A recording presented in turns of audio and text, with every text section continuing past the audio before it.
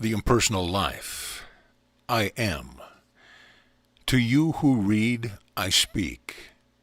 To you who through long years and much running to and fro have been eagerly seeking, in books and teaching, in philosophy and religion, for you know not what, truth, happiness, freedom, God, to you whose soul is weary and discouraged and almost destitute of hope, to you who many times have obtained a glimpse of that truth only to find, when you followed and tried to reach it, that it disappeared in the beyond, and was but the mirage of the desert. To you who thought you had found it in some great teacher, who was perhaps the acknowledged head of some society, fraternity, or religion, and who appeared to you to be a master, so marvelous was the wisdom he taught and the works he performed, only to awaken later to the realization that the master was but a human personality, with faults and weaknesses, and secret sins, the same as you, even though that personality may have been a channel through which were voiced many beautiful teachings which seemed to be the highest truth. And here you are, soul aweary and an-hungered, and not knowing where to turn. To you, I am come. Likewise to you who have begun to feel the presence of that truth within your soul, and seek the confirmation of that which of late has been vaguely struggling for living expression within. Yes, to all you who hunger for the true bread of life, I am come. Are you ready to partake?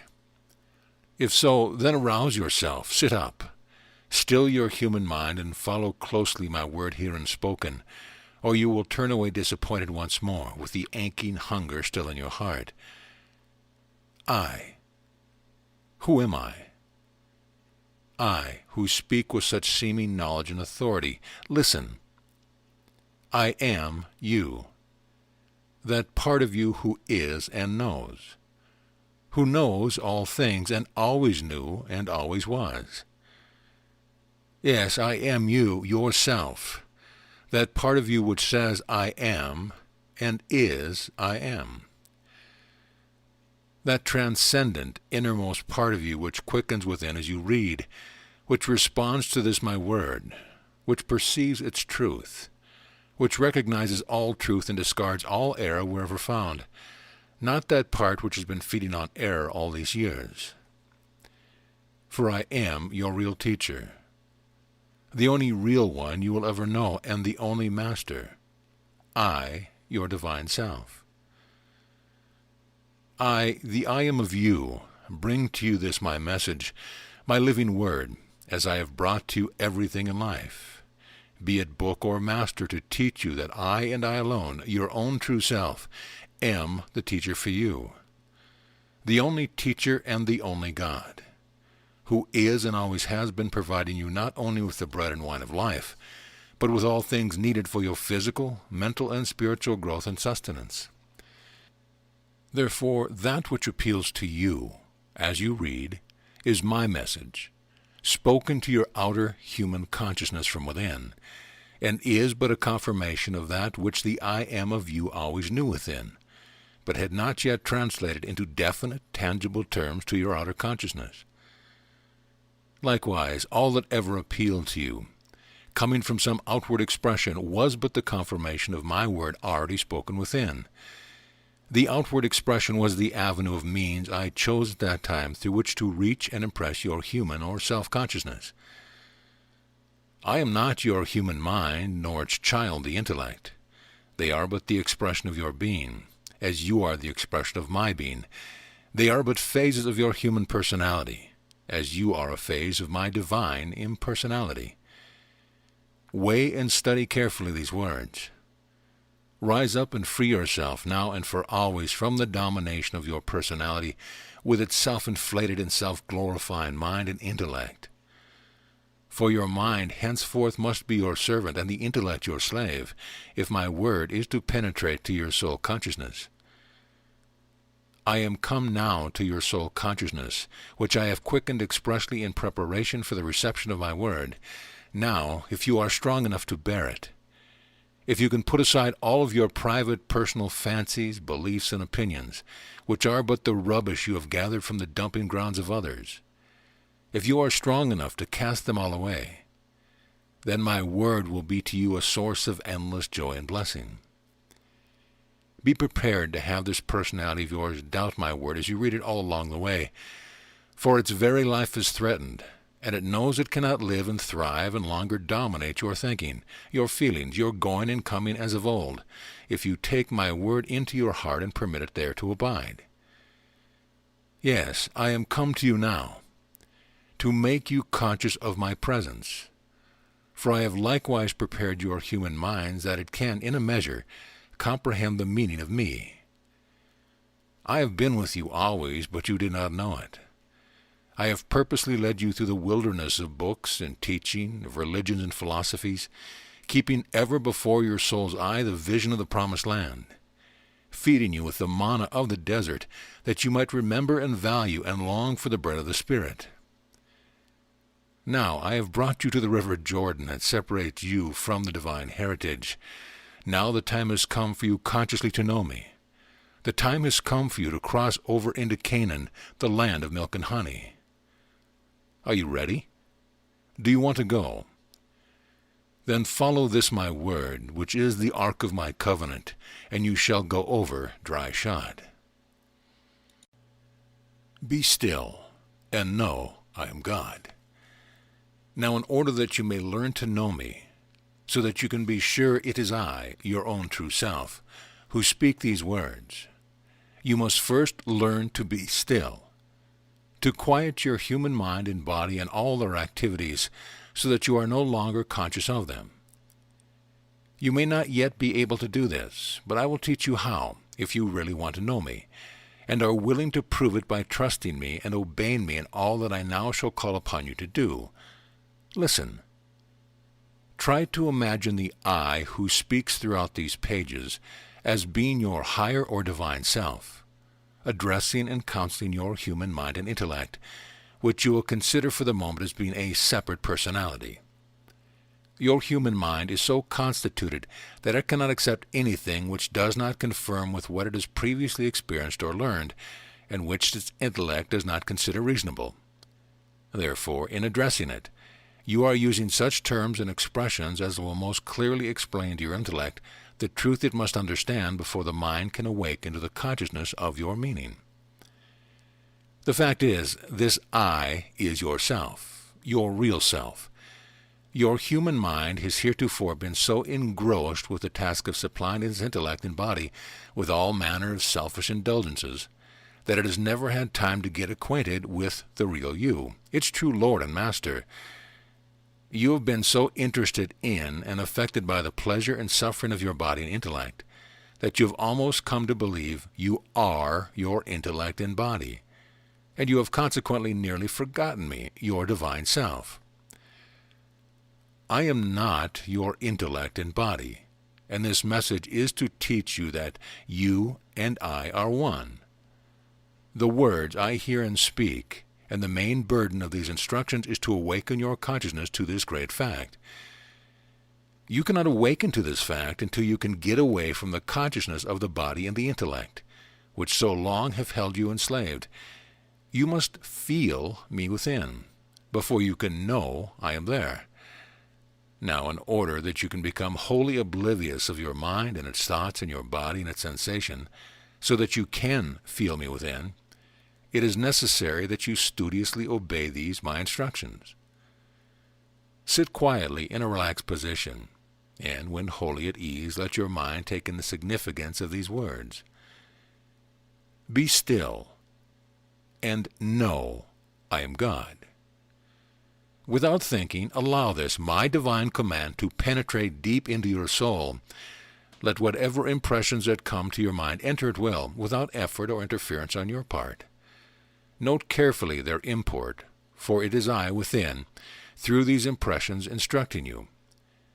Then, when somewhat of their vital significance begins to dawn upon your consciousness, speak these my words slowly, imperatively, to every cell of your body, to every faculty of your mind with all the conscious power you possess. Be still and know I am God. Speak them just as they are herein written, trying to realize that the God of you commands and demands of your mortal self implicit obedience. Study them. Search out their hidden potency. Brood over them, carry them with you into your work, whatever it be. Make them the vital, dominating factor in your work, in all your creative thoughts. Say them 1,000 times a day, until you have discovered all my innermost meaning. Until every cell of your body thrills in joyful response to the command, be still, and instantly obeys. And every vagrant thought hovering around your mind hides itself off into nothingness. Then, as the words reverberate through the caverns of your now empty being, then, as the sun of knowing begins to rise on the horizon of your consciousness, then will you feel the swell of wondrous, strange breath filling you to the extreme of your mortal members, causing your senses almost to burst with the ecstasy of it. Then will there come surge after surge of a mighty, resistless power rising within you, lifting you almost off the earth. Then will you feel within the glory, the holiness, the majesty of my presence. And then you will know I am God. You, when you have felt me thus in such moments within, when you have tasted of my power, hearkened to my wisdom, and know the ecstasy of my all-embracing love, no disease can touch, no circumstance can weaken, no enemy can counter you. For now you know I am within, and you always hereafter will turn to me in your need, putting all your trust in me and allowing me to manifest my will. You, when you turn thus to me, will always find me an unfailing and ever-present help in time of need, for I will so fill you with realization of my presence and my power, that you need only be still and allow me to do whatever you want done. Heal your ills and those of others. Illumine your mind so that you can see with my eyes the truth that you seek, or perform perfectly the tasks which before seemed almost impossible of accomplishment. This knowledge, this realization will not come at once. It may not come for years. It may come tomorrow. It depends upon no one but you, not upon your personality with its human desires and human understanding, but upon the I am of you, God, within. Who is it that causes the bud to open into the blossom? What causes the chick to burst its shell? Who decides the day and the hour? It is the conscious, natural act of the intelligence within. My intelligence, directed by my will, bringing to fruition my idea and expressing it into the blossom and into the chick. But did the blossom and the chick have anything to do with it? No. Only as they submitted or united their will with mine, and allowed me and my wisdom to determine the hour and the ripeness for action.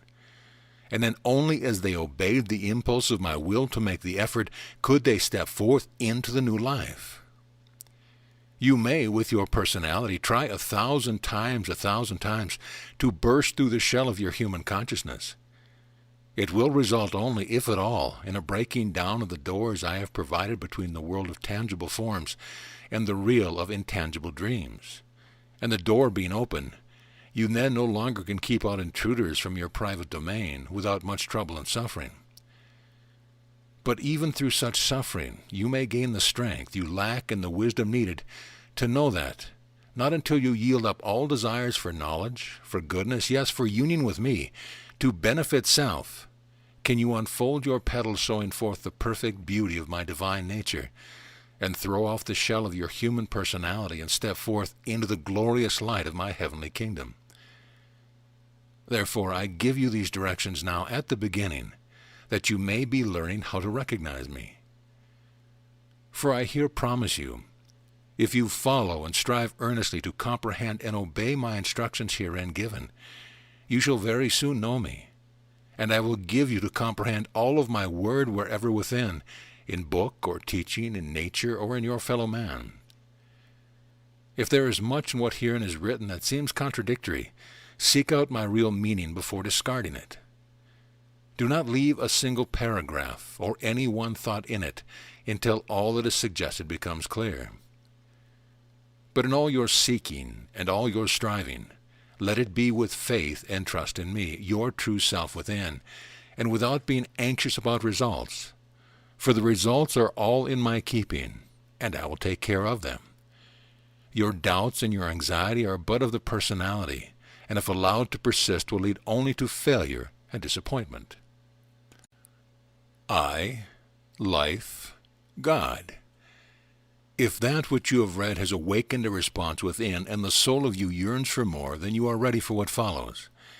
If you still question or rebel at the seeming assumption of divine authority for what is herein written, your intellect telling you is but another attempt to beguile your mind with cunning suggestion and subtle sophistry, then you will receive no benefit from these words, for their meaning is as yet hidden from your mortal consciousness, and my word must come to you through other avenues of expression.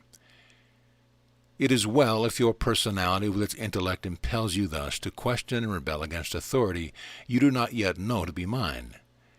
It is really I who cause your personality thus to rebel, for your personality with its proud sense of individuality is still needed by me to develop a mind and body strong enough that they can perfectly express me. Until you have become prepared to know me, it is but natural for your personality thus to question and rebel. Once you recognize my authority, that moment the undermining of the authority of the personality has begun. The days of its dominion are numbered, and you will more and more turn to me for help and guidance. Therefore, be not dismayed, read on, and the recognition will come. But know that you can read or not as you choose, but if you do it really is I who chose and not you. For you, who seemingly chose not to read further, I have plans, and in due season you shall learn that whatever you do or like or desire, it is I leading you through all the fallacies and illusions of the personality, that you may finally awaken to their unreality, and then turn to me as the one and only reality. Then these words will find a response within. Be still, and know I am God. Yes, I am that innermost part of you that sits within, and calmly waits and watches, knowing neither time nor space, for I am the eternal and fill all space. I watch and wait for you to be done with your petty human follies and weaknesses, with your vain longings, ambitions, and regrets, knowing that will come in time. And then you will turn to me, weary, discouraged, empty, and humble, and ask me to take the lead, not realizing that I have been leading you all the time. Yes, I sit here within, quietly waiting for this, yet while waiting it was really I who directed all your ways, who inspired all your thoughts and acts, impersonally utilizing and manipulating each so as eventually to bring you and my other human expressions to a final conscious recognition of me.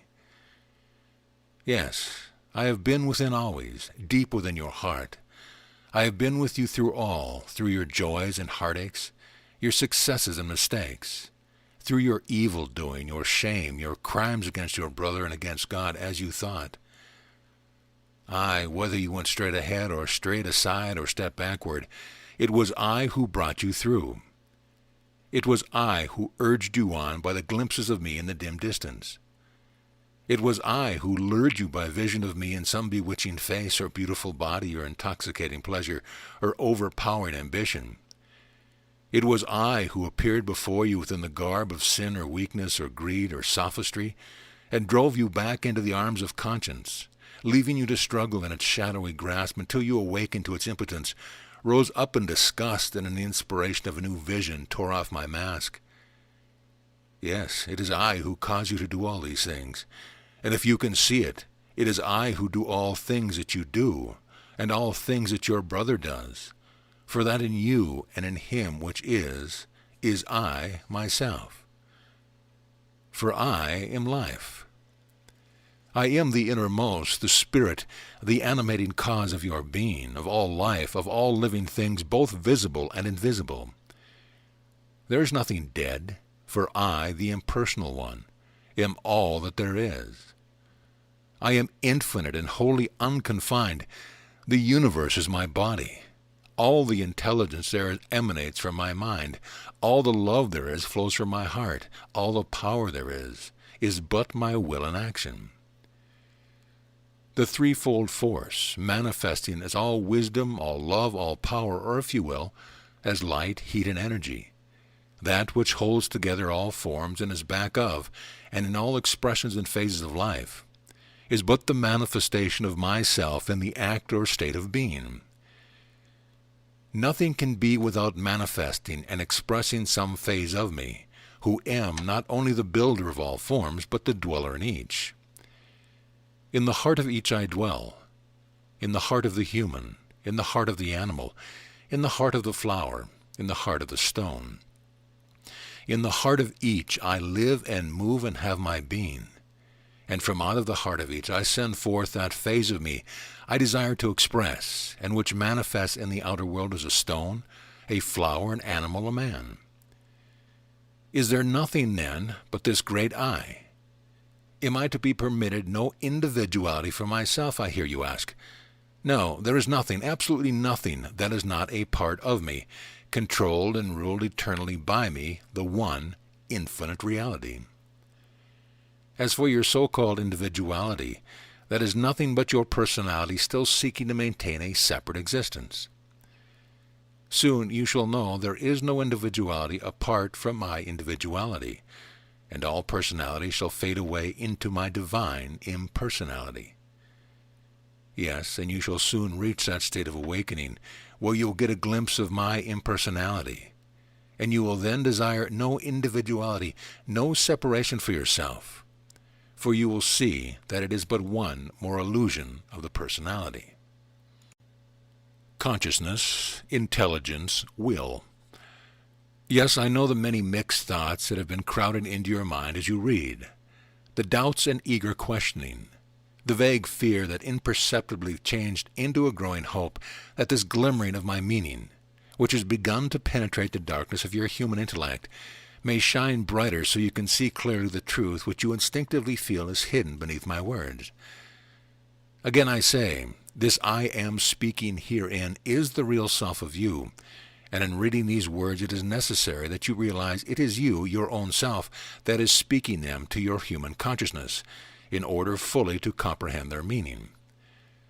I also repeat, this is the same I am, that is the life and spirit animating all living things in the universe, from the tiniest atom to the greatest sun, that this I am is the intelligence in you, and in your brother and sister, and that it is likewise the intelligence which causes everything to live and grow, and become that which it is their destiny to become.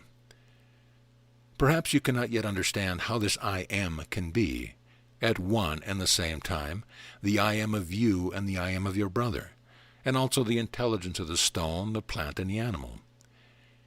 You will see this, however, if you follow these my words and obey the instructions herein given, for I will soon bring to your consciousness a light that will illumine the deepest recess of your mind and drive away all the clouds of human misconceptions, ideas, and opinions that now darken your intellect, if you read on and strive earnestly to comprehend my meaning. So listen carefully. I am you, the real self of you, all that you really are. That which you think you are not. That is only an illusion, a shadow of the real you, which is I, your immortal divine self. I am that point of consciousness localized in your human mind which calls itself I. I am that I, but that which you call your consciousness is in reality my consciousness, thinned down to suit the capacity of your human mind. It is still my consciousness, and when you can drive from your mind all its human misconceptions, ideas, and opinions, and can cleanse and empty it utterly, so that my consciousness can have a chance to express freely, then you will recognize me, and you will know that you are nothing, being only a focal center of my consciousness, an avenue of medium through which I can express my meaning in matter. Perhaps you cannot see this yet, and of course cannot believe it until I fully prepare your mind by convincing your intellect of its truth. You have been told that each cell of your body has a consciousness and an intelligence of its own, that were it not for the consciousness it could not do the work it so intelligently does.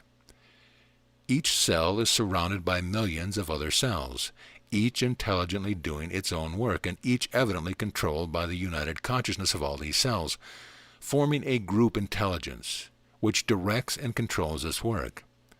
This group intelligence apparently being the intelligence of the organ which the cells comprising its form. Likewise, there are other group intelligences in each organ, each containing other millions of cells, and all these organs make up your physical body. Now, you know you are the intelligence that directs the work of the organs of your body, whether this directing is done consciously or unconsciously, and that each cell of each organ is really a focal center of this directing intelligence, and that when this intelligence is withdrawn, the cells fall apart. Your physical body dies and exists no more as a living organism. Who is this you who directs and controls the activities of your organs, and consequently of each cell composing them?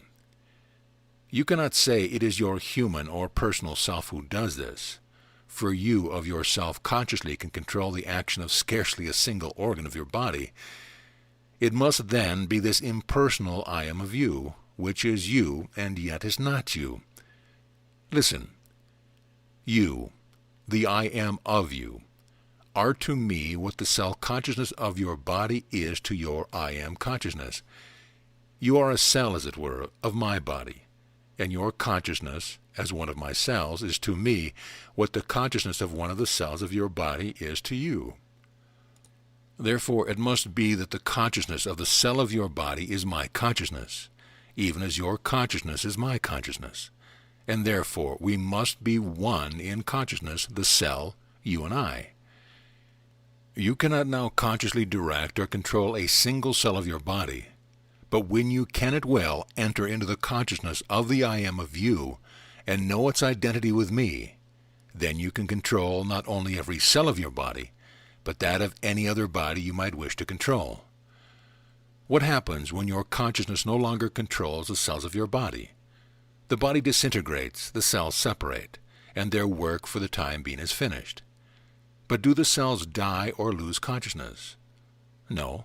They simply sleep or rest for a period, and after a while unite with other cells and form new combinations, and sooner or later appear in other manifestations of life, perhaps mineral, perhaps vegetable, perhaps animal, showing that they still retain their original consciousness, and but await the action of my will to join together in a new organism to do the work of the new consciousness through which I desire to manifest. Then apparently this cell consciousness is a consciousness common to all bodies, mineral, vegetable, animal, human, each cell fitted perhaps by experience for a certain general kind of work. Yes, this cell consciousness is common to every cell of every body, no matter what its kind, because it is an impersonal consciousness, having no purpose other than doing the work allotted it. It lives only to work wherever needed. When through with building one form, it takes up the work of building another, under whatever consciousness I desire to serve. Thus it is likewise with you. You, as one of the cells of my body, have a consciousness that is my consciousness, an intelligence that is my intelligence, even a will that is my will. You have none of these for yourself or of yourself. They are all mine and for my use only. Now, my consciousness and my intelligence and my will are wholly impersonal, and therefore are common with you and with all the cells of my body, even as they are common with all cells of your body. I am directing intelligence of all, the animating spirit, the life, the consciousness of all matter, of all substance. If you can see it, you, the real you, the impersonal you, are in all and are one with all, are in me and are one with me, just as I am in you and in all, and thereby am expressing my reality through and through all. This will, which you call your will, is likewise no more yours personally than is this consciousness and this intelligence of your mind and of all the cells of your body yours. It is but the small portion of my will which I permit the personal you to use. Just as fast as you awaken a recognition of a certain power or faculty within you, and begin consciously to use it, do I allow you that much more of my infinite power. All power and its use is but so much recognition and understanding of the use of my will. Your will and all your powers are only phases of my will, which I supply to suit your capacity to use it. Were I entrust you with the full power of my will, before you know how consciously to use it, it would annihilate your body utterly.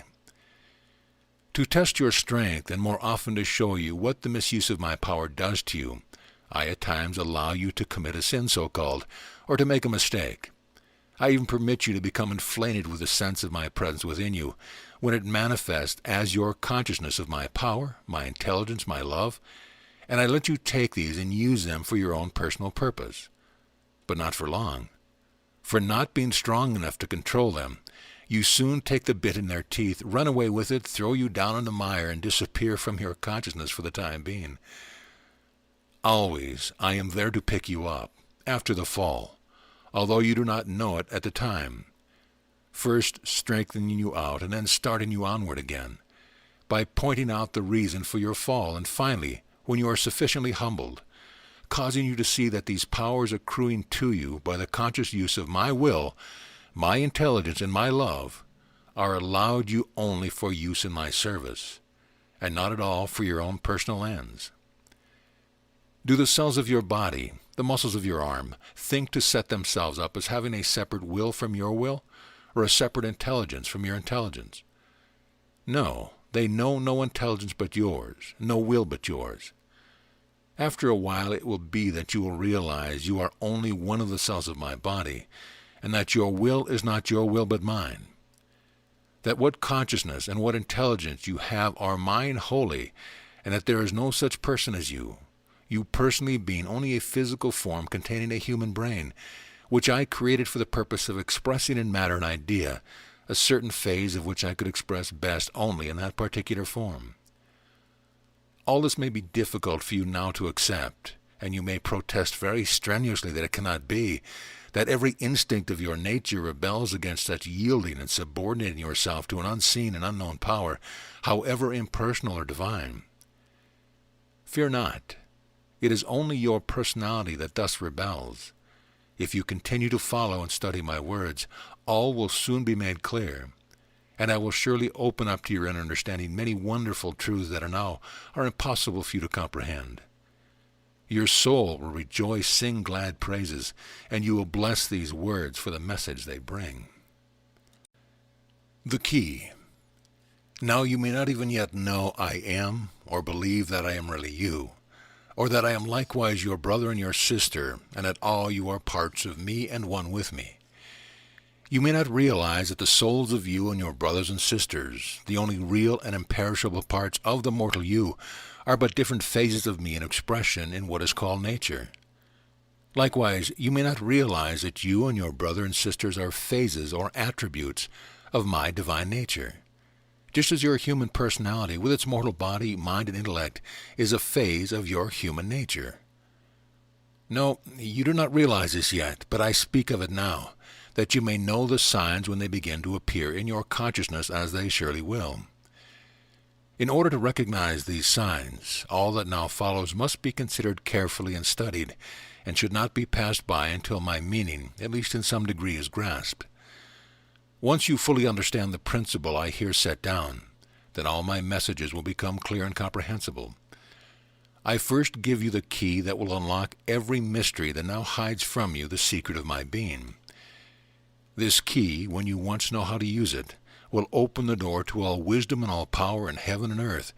Yea, it will open the door to the kingdom of heaven, and then you have but to enter in and become consciously one with me. This key is, to think is to create, or as you think in your heart, so is it with you. Stop and meditate on this, that it may firmly get fixed in your mind. A thinker is a creator. A thinker lives in a world of his own conscious creation. When you once know how to think, you can create at will anything you wish, whether it be a new personality, a new environment, or a new world. Let us see if you cannot grasp some of the truth hidden and controlled by this key.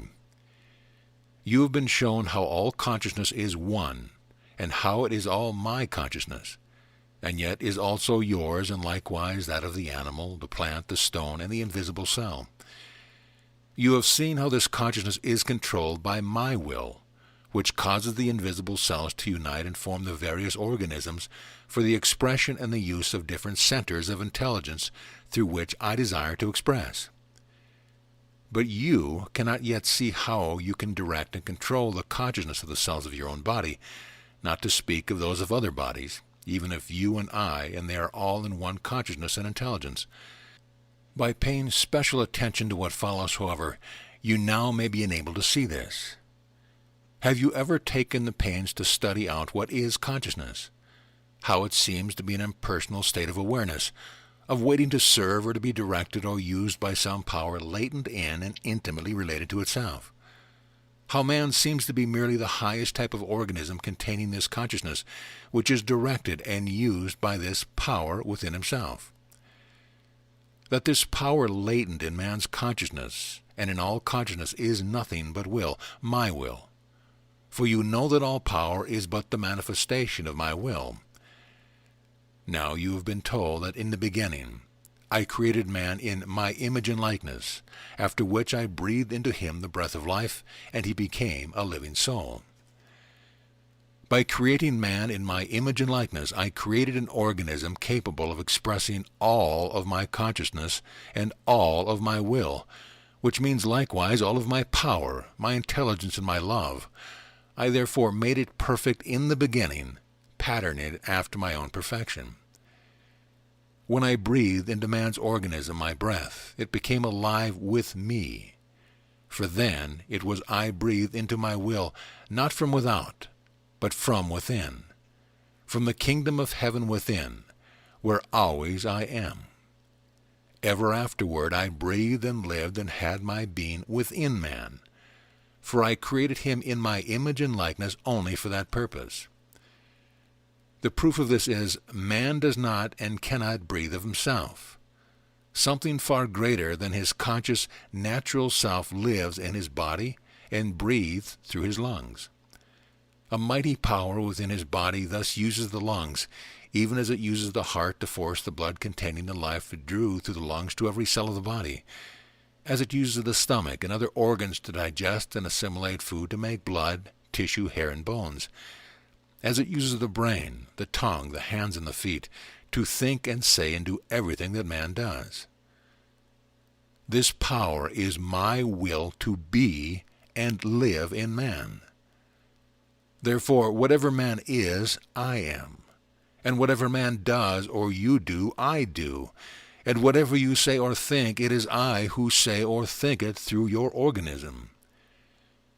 You were also told that when man was thus possessed of my breath, he was given dominion over all the kingdoms of the earth, which means he was made Lord of the earth, the sea, the air, and the ethers, and all beings living in all these kingdoms paid him homage and were subject to his will. This naturally was so, for I, within man's consciousness and within all consciousness, am always manifesting my will, and I, the Lord and ruler of man's organisms, am likewise the Lord and ruler of all organisms in which consciousness dwells. As all consciousness is my consciousness, and it dwells wherever there is life, and as there is no substance in which there is not life, then my consciousness must be in everything, in earth, water, air, and fire, and therefore must fill all space. In fact, it is space, or that which man calls space. Then my will, being the latent power in all consciousness, must reach everywhere. Therefore man's will, which is but a focalization of my will, must likewise reach everywhere. Hence the consciousness of all organisms, including his own, is subject to man's direction and control. All it needs is for him consciously to realize this. Realize that I, the impersonal self within him, am constantly directing, controlling, and using the consciousness of all organisms in every moment of every day of his life. I am doing this by and through his thinking. I am doing this with and through man's organism. Man thinks he thinks, but it is I, the real I of him, who thinks through his organism. Through his thinking and his spoken word, I accomplish all that man does, and make man and his world all that they are. It makes no difference if man and his world are not what he supposed they are. They are just what I created them to be for my purpose.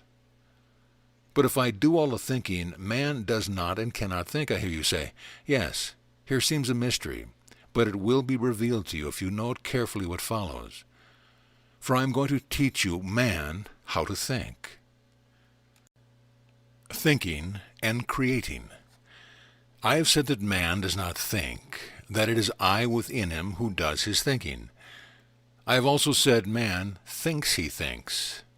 As this is an apparent contradiction, I must show you that man ordinarily does not think any more than he does anything else he supposes he does. For I, within him, do all that he does. But I necessarily do it through his organism, through his personality, his body, mind, and soul. I will point out how this can be. First, try to realize that I made you in my image and likeness, and that I have my being within you. Even if you do not know this now and believe that I, God, am somewhere without, and that we are separated, try for the time being to imagine I am within you. Next, realize that what you do when you think is not real thinking, because it is not conscious thinking, for you are unconscious of me, the inspirer and director of every idea and thought that enters your mind. Now realize because I am within you, and you are my image and likeness, and therefore possess all of my faculties, you have the power of thinking, but not being conscious that thinking is creating, and that it is one of my divine powers you are using, you have indeed all your life been thinking, but it has all been misthinking, or what you would call error thinking. And this error thinking, this not knowing it is my power you have been thus misusing, has been separating you and consciousness farther and farther from me, but all the time fulfilling my purpose, which later on will be made manifest to you. The proof of this is, you think you are separated from me, that you are living in a material world, that your body of flesh engenders and harbors pleasure and pain, and that an evil influence called the devil is manifesting in the world opposing my will. Yes, you think all these things are so. They are to you, for all things are to man's mortal consciousness what he thinks or believes they are. I have likewise caused them to appear to man to be what he thinks they are. This also is to suit my purpose and to fulfill the law of creating. Let us see if this is not true. If you believe a thing is so, is not that thing really so to you? Is it not true that a thing seems real to you, like some sin or evil so-called, some sorrow, trouble, or worry, only because you are thinking or believing it so makes it such? Others might see the thing entirely differently or might think your view of it foolish, might they not? If this is true, then your body, your personality, your character, your environment, your world, are what they appear to be to you, because you have thought them into their present status. Therefore, you can change them by the same process if they do not please you. You can make them whatever you will by thinking them so, can you not? But how can one do real thinking, conscious thinking, so as to bring about this change, you ask? First, know that I, your real self, purposely brought to your attention these things which now are displeasing and which cause you to think them as being what they now seem to be to you. I, and I alone, am thus preparing your human mind, so that when you turn within to me in abiding faith and trust, I can enable you to see and bring into utter manifestation the reality of these things which now seem so unsatisfactory. For I bring to you everything that, by its outer seeming, can attract or lure your human mind onward in its earthly search, in order to teach you of the illusoriness of all outer appearances of material things to the human mind, and of the fallibility of all human understanding, so that you will turn finally within to me and my wisdom as the one and only interpreter and guide. When you have turned thus within to me, I will open your eyes and cause you to see that the only way you can ever bring about this change in thinking is by first changing your attitude toward all these things you now think are not what they ought to be. That is, If they are unsatisfactory or obnoxious to you and affect you so as to cause you discomfort of body or disturbance of mind, why, stop thinking that they can so affect or disturb you. For who is the master? Your body, your mind, or you, the I am within? Then why not show you our master by thinking the true things the I am of you within wishes you to think? It is only by your thinking these other things, by allowing the inharmonious thoughts to enter your mind, and by so doing giving them the power so to affect or disturb you, that they have any such influence over you. When you stop thinking into them this power, and turn within to me and allow me to direct your thinking, they will at once disappear from your consciousness, and dissolve into the nothingness from which you created them by your thinking. When you are willing to do this, then and then only are you ready to receive truth, and by proper conscious thinking, directed by me, to create the true and permanent things I within wish you to create. Then, when you can thus distinguish the true from the false, the real from the seeming, your conscious thinking will be as potent to create all things as you desire, as has been your unconsciousness thinking in the past in creating those things you once desired but now find obnoxious. For it was by your unconscious thinking, or thinking unconscious of the control your desires exercised over your creative power, that your world and your life are now what you sometime in the past desired them to be. Have you ever studied and analyzed the process of working of your mind when a new idea fertile with possibility appears? Have you noticed the relation that desire bears to such an idea, and how, through thinking, that idea is finally brought to actual fruition? Let us study this relation and process. There is always first the idea. Not considering at this moment the necessity or occasion for its appearance, it matters not whence the idea comes. For within or without, for it always is I who inspire it or cause it to impress your consciousness at that particular moment it does. Then, just to the extent that you grow quiet and focus your attention upon that idea, stilling all the activities of your mind and eliminating all other ideas and thoughts from your consciousness, so the idea can have full sway, do I illumine your mind and cause to unfold before your mental gaze the various phases and possibilities contained within that idea. This takes place, however, up to this point, without any volition on your part, other than focusing or concentrating your attention upon the idea. Once I have given your human mind a view of its possibilities, and have enlisted your interest, then does your human personality take up its task, for as I created and inspired the idea in your mind, so did I cause that idea to fructify therein and give birth to desire. Desire to bring into outer manifestation all the possibilities of the idea. Desire thus becoming the mortal agent of my will and supplying the motive power, just as the human personality is the mortal instrument used to confine and focus that power. Yes, all ideas and all desires come thus from me. They are my ideas and my desires which I inspire in your mind and heart in order to bring them through you into outer manifestation. You have no ideas of your own, and could not possibly have a desire that came from other than me, for I am all there is. Therefore all desires are good, and when thus understood unfailingly come into speedy and complete fulfillment. You may wrongly interpret my desires, my urges from within, and seek to use them for your own selfish purpose, but even while permitting this they still fulfill my purpose. For it is only by letting you misuse my gifts, and by the suffering such misuse brings, that I can make you into the clean and selfless channel that I require for the perfect expression of my ideas. We have then first the idea in the mind, then the desire to bring the idea into outer manifestation. So much for the relation, now for the process of realization. In accordance with the definiteness with which the picture of the idea is held in the mind, and the extent to which the idea possesses the personality, does its creative power, impelled by desire, proceed with its work. This it does by compelling the mortal mind to think out, or to imagine, or imagine in, or in other words, to build mental forms into which I can pour, as into a vacuum, the impersonal, elemental, vital substance of the idea. When the word is spoken, either silently or audibly, consciously or unconsciously, this substance at once begins to materialize itself. By first directing and controlling the consciousness and all the activities of both mind and body, and of all minds and all bodies connected with or related to the idea. For remember, all consciousness and all minds and all bodies are mine, and are not separated but are one and wholly impersonal.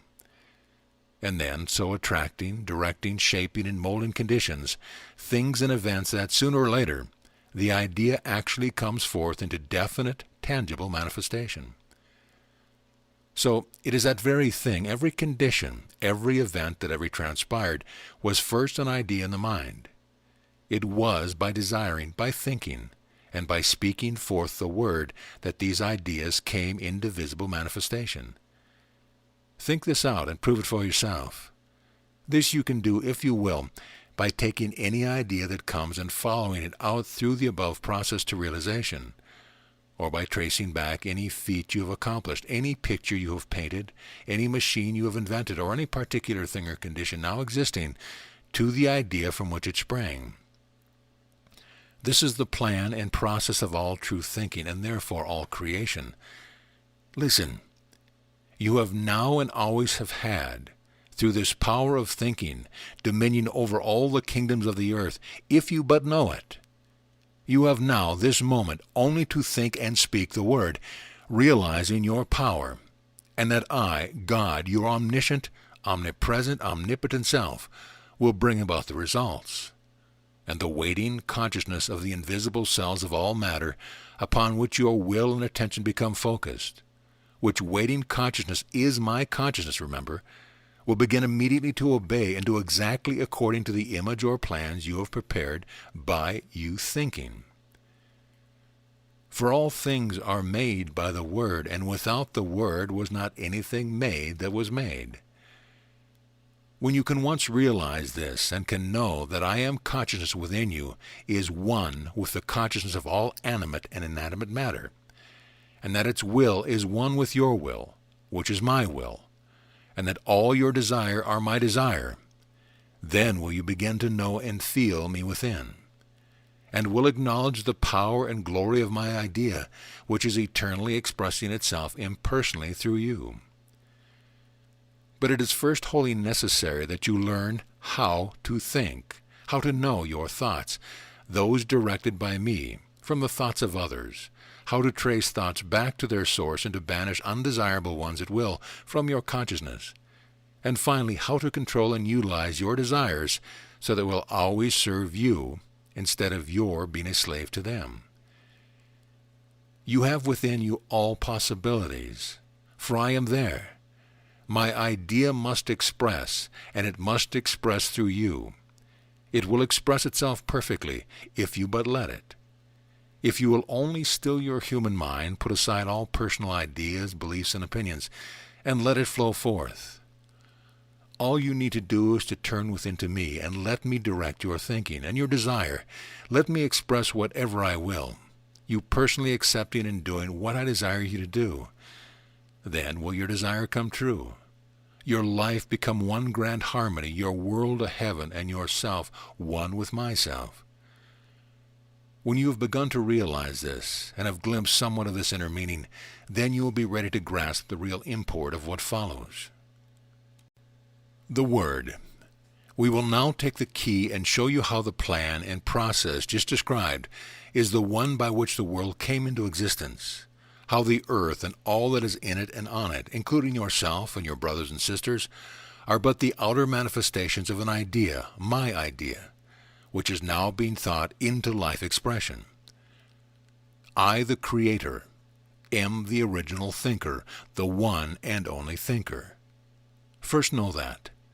As previously stated, man does not think. It is I who think through his organism.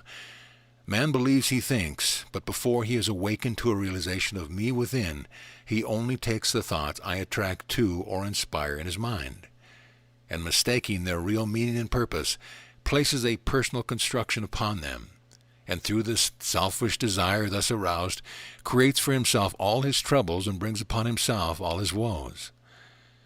These apparent mistakes, misconstructions, and interferences of man are in reality only the obstacles in his way to be overcome, that he may, through the overcoming, finally develop a body and mind strong and clean and capable enough to express perfectly and consciously this idea of mind eternally working within his soul. Man, then, is only the organism I am thus preparing through which to manifest the perfection of my idea.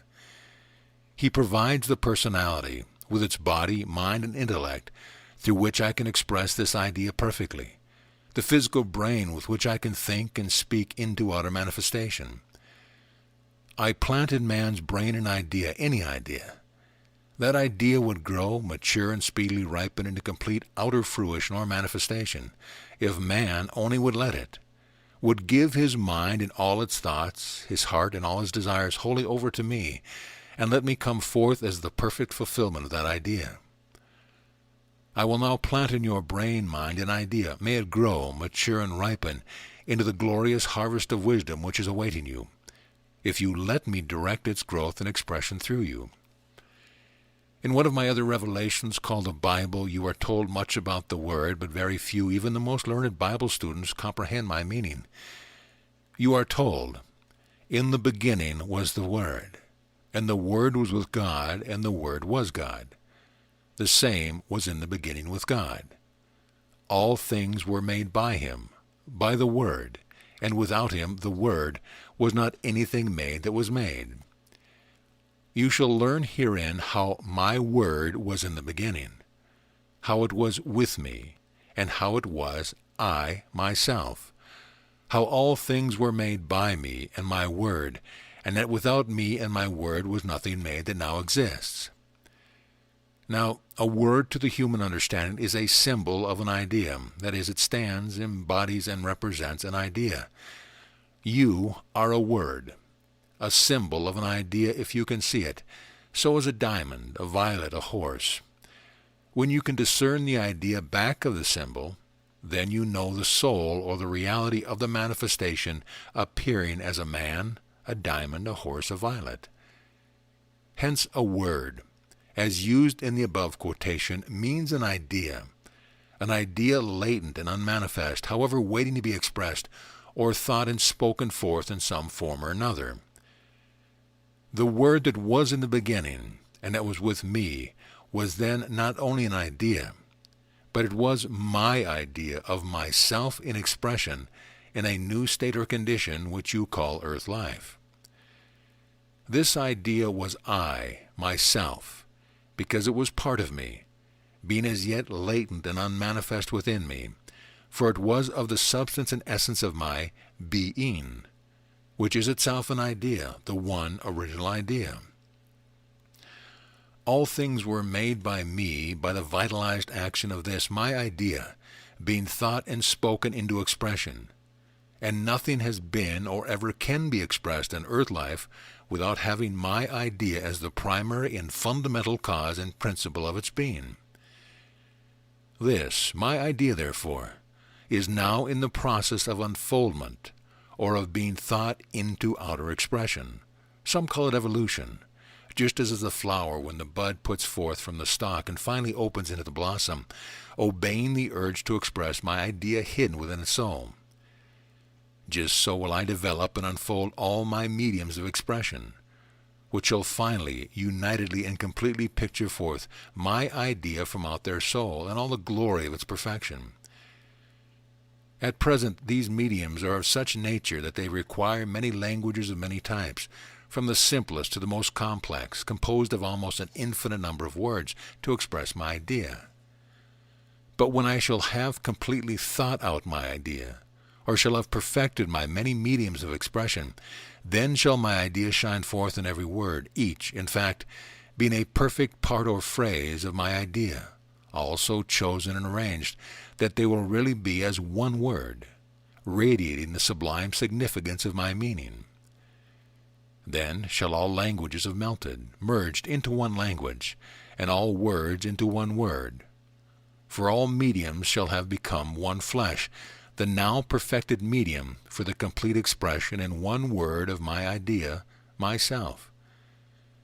Then shall myself, now capable of being expressed by those perfected words, shine through its medium of expression, through the personalities, their bodies, mind, and intellect, and the Word shall have become flesh, or shall be the flesh. This means that all words, through the regenerative power of my idea within, shall have evolved through the flesh, transmuting and spiritualizing it, and making it so transparent and pure that the personality will have nothing more of earth nature left in it to hinder impersonal expression, enabling myself, therefore, to shine forth perfectly and become fully manifest, thus amalgamating once more all worlds and all flesh into one word, the Word, which was in the beginning, and which then will shine through all created flesh as the Son of glory, the Christ of God.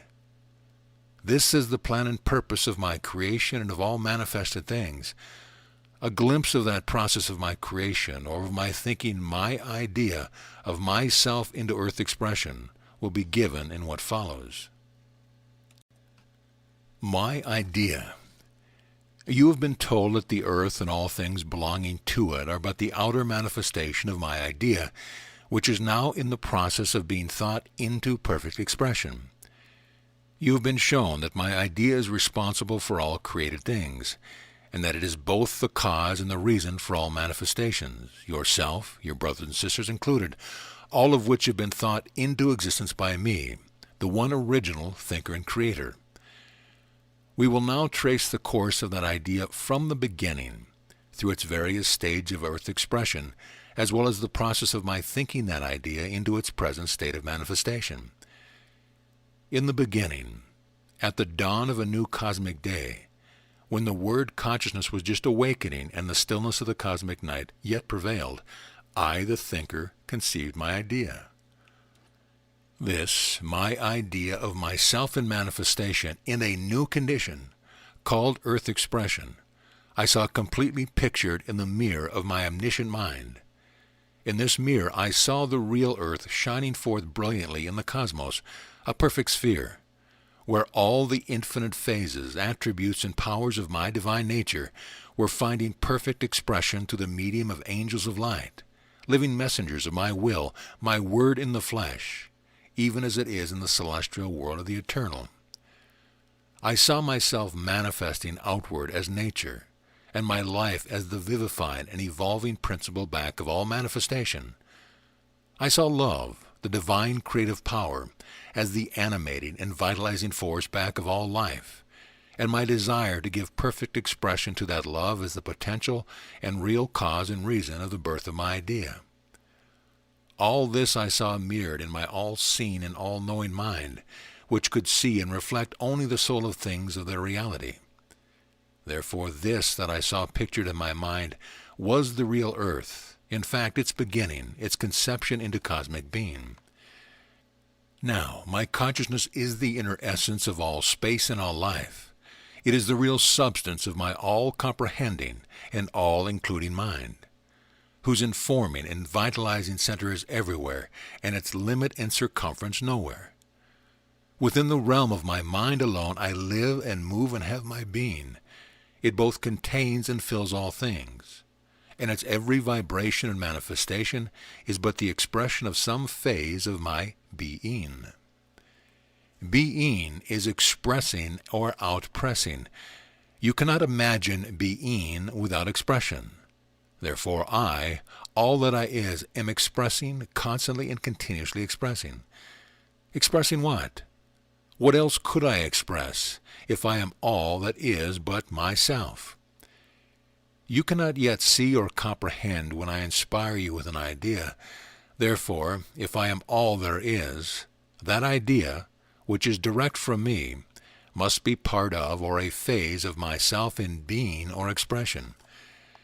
Any idea once born within the realm of my mind, as has been shown, immediately becomes a reality, for in the eternality of my being time is not. With you, however, an idea first creates desire, a desire to express that idea, then desire compels thinking. Thinking causes action, and action produces results, the idea in actual outer manifestation. In reality, I have no desire, For I am all things, and all things are of me. I need only to think and speak the word to produce results. Yet that desire you feel in you is from me, because it is born of my idea, which I implanted in your mind only that it might come forth into expression through you. Indeed, whatever you desire is I knocking at the door of your mind, announcing my purpose of manifesting myself in you or through you in the particular form indicated by that desire. What is called desire in human personality is but the necessary action of my will pushing forth the expression of my idea into outer manifestation or being. What to you would seem to be in me a desire for expression is but the necessity of my idea of myself to be or express itself. Therefore, every real desire you feel, every desire of your heart, comes from me and must of necessity sometime, in some shape or other, be fulfilled. However, as I have no desire, because I am all things, once this idea of expressing myself in this new condition was born, I had but to think, that is to concentrate or focus my attention upon my idea and will it to come forth into expression, or as is told in my other revelation, to speak the creative word, and at once did the cosmic forces of my being, set in vibration by the concentration of my will, proceed to attract the necessary elements from the eternal storehouse of my mind, and with my idea as a nucleus, to combine, form, and shape around it these elements into what is called a thought form of a planet, filling it with my life substance, my consciousness, and endowing it with all the potentialities of my being. This act of thinking produced only a vitalized thought form of a planet, and its manifestation was still in a nebulous state in the thought realm. From a thought form, however, the quickening power of the idea within, with my will focused upon it, proceeded to mold, fashion, and gradually to solidify it into material form, the various elements of life substance, until my idea finally shone forth in substantial manifestation in the world of visible forms as the planet Earth, a medium ready for living expression, and now capable of both containing and expressing me. This was the material body prepared by my thinking, in which already dwelt all the potential nature of my being by reason of the informing power of my idea within. The next stage was the developing and preparing of avenues or mediums through which I could express the manifold phases, possibilities, and powers of my idea. The outward evidence of this was what is known as the mineral, vegetable, and animal kingdoms, which each in turn, as it came into manifestation, gradually unfolded higher and more complex states of consciousness that enabled me more and more clearly to express an infinite phase and variety of my nature. It was at this stage that I looked upon creation, as stated in my other revelation, and saw that it was good. But there yet remained the final and culminating medium of expression. Up to this point, while each perfectly expressed some phase of my nature, yet all existing mediums and avenues were unconscious of me, and were mediums of expression only as a wire is a medium for conducting heat, light, and power. The conditions were ripe, however, for the creation of mediums through which my divine attributes could find conscious expression, conscious not only of their relationship to me, but of their ability and power to express my idea. It was at this moment in time that you and your brothers and sisters were born into existence as human expressions, coming into manifestation as you did, similarly with all other mediums in response to my concentrated thought, in which I saw all the infinite variety of my attributes in actual expression, in entitized form, each manifesting in predominance some particular phase of my being, and each conscious of me, its creator and expresser. I saw you in perfect expression, even as I see you now, the real you, an attribute of myself perfect. For in reality you are an angel of light, one of my thought rays, an attribute of my being in soul and earth conditions, with no other purpose, which is no purpose at all but a necessity of my being, but the final complete expression of my idea. In the eternal there is no time, or space, or individuality, and it is only by reason of the phenomena of thought being born from the womb of mind into the world of matter that the illusion of time, space, and individuality occur, the thought or creator, acquiring the consciousness of separateness from its thinker or creator. So it was then that the first tendency to think yourself as separate from me was born. The complete consciousness of separation did not become established until long after. In the beginning, when you thus first entered into earth expression, obeying the impulse I had sent forth through my concentrated thought, you, one of my attributes, surrounded or clothed yourself with my idea of myself in expression as the particular attribute you represented, you being the animating force of that idea. In other words, my idea of myself expressing that particular attribute then became the soul of your particular expression. But that idea or soul is not you, remember, for you are really a part of me, being myself in expression through the medium of that particular attribute. Having clothed yourself with my idea, this idea then, through the necessity of its being, immediately began to attract to itself the necessary thought substance requisite for the expression of that particular attribute, and to build and shape it into my image and likeness. It thus became a holy temple filled with my living presence, because inhabited by you, one of my divine attributes.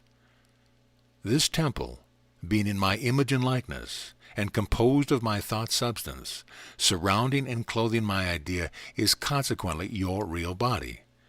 It is therefore indestructible, immortal, perfect.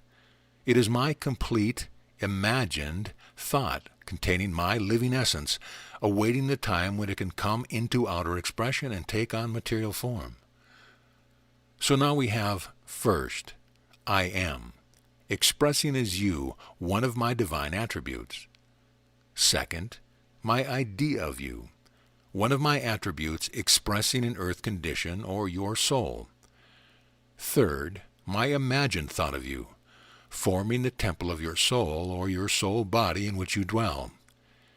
These three make up the divine or impersonal part of you, the immortal three-in-one. You, my latent yet completely formulated thought, shaped in my image and likeness, as yet unquickened, and therefore having no connection with your human personality, which has not yet been born. The Garden of Eden. Whether or not you have gotten any clear grasp of what has just been stated, do not discard it as impossible of comprehension, for in every line is hidden a meaning that will more than repay you for the study necessary to make it clear. This message is to awaken you to a realization of what you are, to a realization of your real self. It is intended to make you once more conscious of me, your divine self, so conscious that never again will you be deceiving by that other self, which you have imagined as being you and which so long has lured you on by feeding you with its unsatisfying sense pleasures, its mental dissipation, and emotional delights. Before that can be, it will be necessary for you thoroughly to know that supposed other self, that self which you created by thinking it real and separate from me, and then kept it alive by giving it the power thus to entice and deceive you. Yes, that self-created self, with its purely selfish pride and ambitions and imagined power, its love of life, of possessions, of being thought wise or good, but which self is merely your human personality, which was born only to die as a separate identity, and as such has no more reality or permanence than the leaf, the snow, or the cloud. Yes, you will be brought face to face with that petty personal self, and you will see with perfect vision all its sordid selfishness and human vanities, and you will then learn, if you but turn to me and ask in simple faith and trust, that it is I, the infinite, impersonal part of you, abiding always within, whom am thus pointing out to you all these illusions of the personality, which for so many ages have separated you in consciousness from me, your glorious divine self. This realization will surely come when you can recognize that this message is for me, and when you have determined that it shall be. To you, whom I have inspired with such a determination, I will cause every illusion and time to disappear, and you shall in truth know me. The exercise of your mind along these abstract lines will not hurt you. Instead, it is what your mind needs. For not until you can grasp my meaning when presented to you in ideas such as these herein contained, Coming from without, can you perceive and correctly interpret my idea when I inspire you from within?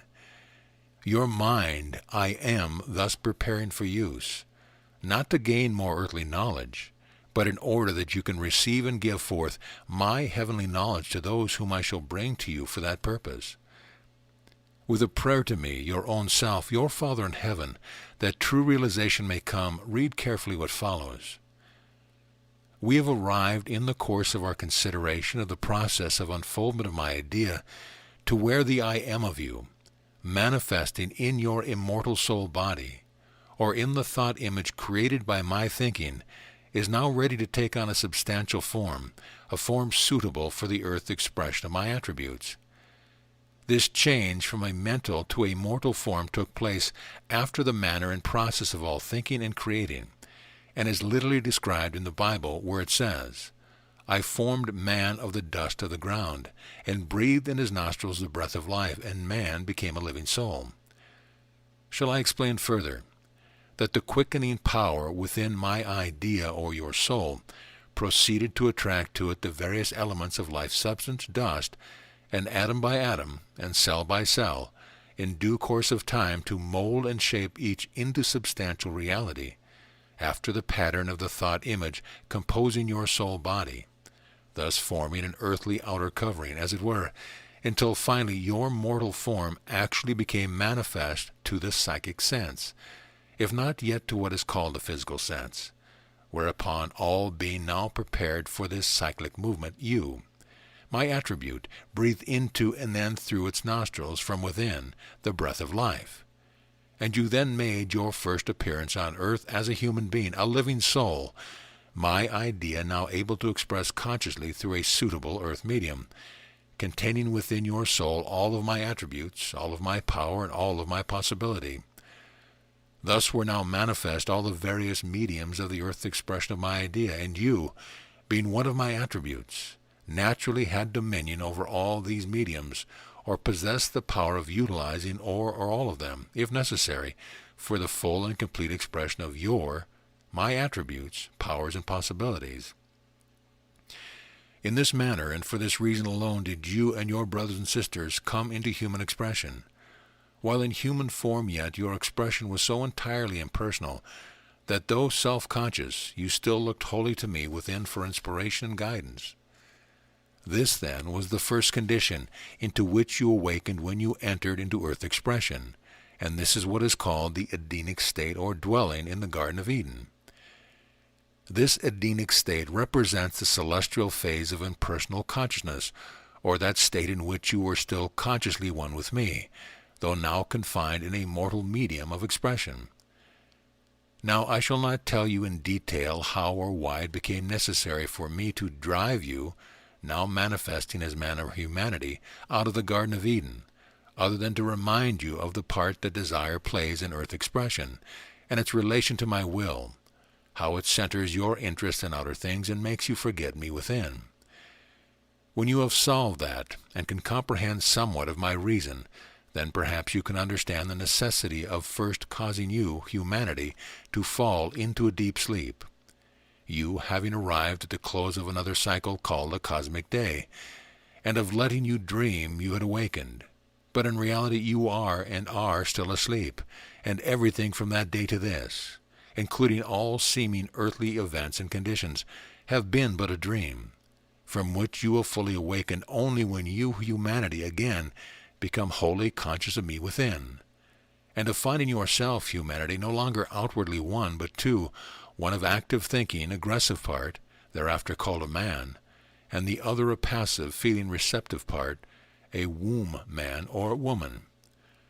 Also the necessity of these seeming earth influences being brought to bear to your consciousness from purely celestial delights, and to hold into this new dream condition, in order to develop a mortal mind, that you might through its natural selfish tendencies become centered entirely upon your earthly mission of mortal expression.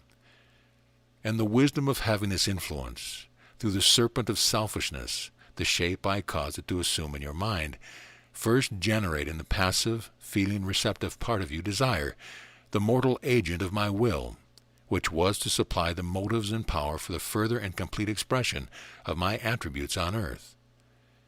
And finally, the necessity of desire casting its complete spell over you, humanity, that your celestial or impersonal nature might be kept deep in sleep, until in your dream, by the free but ignorant use of my will, you could taste and fully eat of the fruit of the so-called tree of knowledge of good and evil, and through the eating could learn properly to discriminate and know its fruit for what it really is, and thus acquire the strength to use the knowledge thus gained wisely and perfectly in the expression of my idea only. You likewise possibly now can understand how in your dream you became more and more engrossed in and attached to this false earth state, through first eating of this fruit and learning to know good and evil, and after learning of the new and enticing world thus opened up to you, dying to the knowledge of the reality back of it all, and how and why it was you learned that you were naked, both the thinking and the feeling parts of you, and also why you grew afraid and tried to hide from me, thus creating in your consciousness the sense of separation from me. Now perhaps you can see why this all had to be, why you, humanity, had to leave the Edenic state of impersonal consciousness and lose yourself wholly in the earth illusion of this dream world, in order to be able to create a body and develop in it a personal or self-consciousness capable of fully expressing my perfection. Thus was born your human personality, and since its birth have I impelled you to nourish, support, and strengthen it, by filling you with longings, hopes, ambitions, and aspirations, with all the various manifestations of desire, which are but the human phases of my will, operating in the preparation and development of a medium capable of expressing perfectly my attributes on earth. And so I spake the word, and drove you out of the Garden of Eden, and clothed you with a coat of skin, or in other words with flesh, the same as the other animals. For now, in order that you might enter into the heart of my earth conditions, into the real earth, the earth of my idea, not the one of your dream, so as to quicken my idea therein into active life expression, you, my attribute, had to have an organism and a covering appropriate to the conditions in which you were to manifest in my dream. Likewise, in thus giving you a coat of skin, did I, by so doing, provide my idea with a suitable form for earthly expression. I gave you the power to express yourself through the definite organism by means of words. In the impersonal, there is no use or necessity for words. Ideas alone exist and express. They simply are, for they are the expression of the various phases of my being. But in this dream condition, where every expression in these early stages of outer being had to have a form and substance that could be heard, seen, felt, smelled, or tasted, in order that its meaning could be clearly apprehended, there naturally had to be provided organisms capable of being used for the double purpose of expression and of understanding what was expressed. As my idea unfolded itself, after your expulsion from Eden, you, one of my divine attributes, dwelling within my idea of that attribute and expression, in turn dwelling within the thought image of myself, and finally manifesting outwardly in the earth forms of words, when impelled by my will in the guise of desire to express my meaning, began rapidly to increase and multiply. In your search for the most favorable conditions for the manifestation of your particular attributes, you gradually spread over the face of the earth, each containing many words and all born of desire in the human mind, to express in earthly terms the infinite phase of my idea ever surging within. The more the human mind strove thus to express in words my idea, the greater and more abject the failure. In time will the great awakening come, that all words are but symbols of one idea, and all ideas of whatsoever nature are but phases of one idea, my idea of myself and expression. And that all desire to express in words that idea, without the consciousness of my will being the one and only source of inspiration, is futile. Likewise, all desire to express that idea in living acts, without losing all consciousness of your human personality, of your personal part in the acts, and centering yourself wholly in me, is vain and fruitless, and will end only in a failure, disappointment, and humiliation. Good and evil. In the Garden of Eden, where you abode before entering upon your earthly mission, there grew this tree whose fruit is called the knowledge of good and evil. While dwelling in the garden, you are still wholly impersonal, for you had not yet tasted of the fruit. Having once yielded to desire, the earthly agent of my will, whose main work is to make you eat this fruit, the moment you had eaten, the moment you descended or fell, or were forced from your Edenic estate, like the chick from the shell or the rose from the bud, and you found yourself involved in conditions altogether new and strange. For now, instead of having dominion over the lower kingdoms, and of their supplying your every want, you had to till the ground and get it to bring forth fruit, and by the sweat of your brow had you to earn your bread. Having taken upon yourself this earthly mission, it now became necessary for you to enter fully into all conditions of earth life, in order to develop a mind and perfect a body capable of expressing perfectly my idea on earth, the real cause and reason of your entering into this dream condition. So, having fallen or stepped out of your impersonal or Edenic estate, you yielded completely to the lure of this dream world, and now, permitting desire wholly to lead, you no longer were capable of seeing the reality or soul of things, for you had put on a physical body, an earthly covering with a human brain, which acted as a veil to your soul consciousness, and so bedimmed your sight and clouded your mind that the light of truth did not penetrate through, and everything was falsely colored and distorted by your human understanding.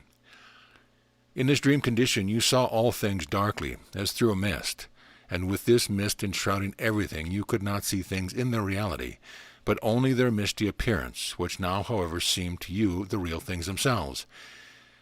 This was so with everything you saw through your dream eyes, with things both animate and inanimate, with everything you conceived in your human mind, with even your own self and your other selves round about you. Thus no longer seeing the souls of things, but only their misty shadows, you grew to thinking these shadows were real substance, and that the world about you was composed of and filled with such substance. This mist was only the effect of the light of truth being invisible to your human mind, whose intellect, like an imperfect lens, only befogged and twisted everything and made it appear as real, keeping your consciousness continually busied with these myriad illusions of your dream world. Now the intellect is a creature of and wholly controlled by desire, and is not, as many suppose, a faculty of the soul. In other words, this mist, then, was the clouded lens of your human intellect, which, because controlled by desire, falsely portrayed and interpreted to your consciousness every image, idea, and impulse I inspired from within or attracted from without, during the process of my awakening your consciousness to a recognition of my idea within ever urging for outer expression.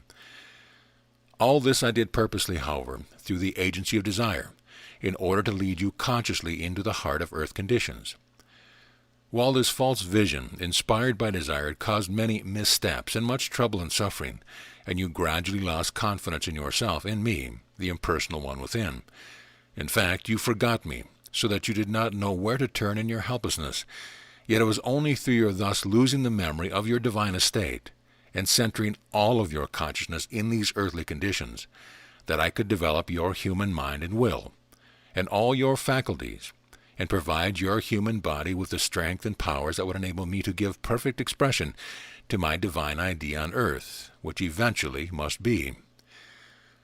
So through your mistakes and troubles and suffering, desire for relief caused the idea of evil to spring up in your mind, and likewise when these troubles were not, it inspired the idea of good.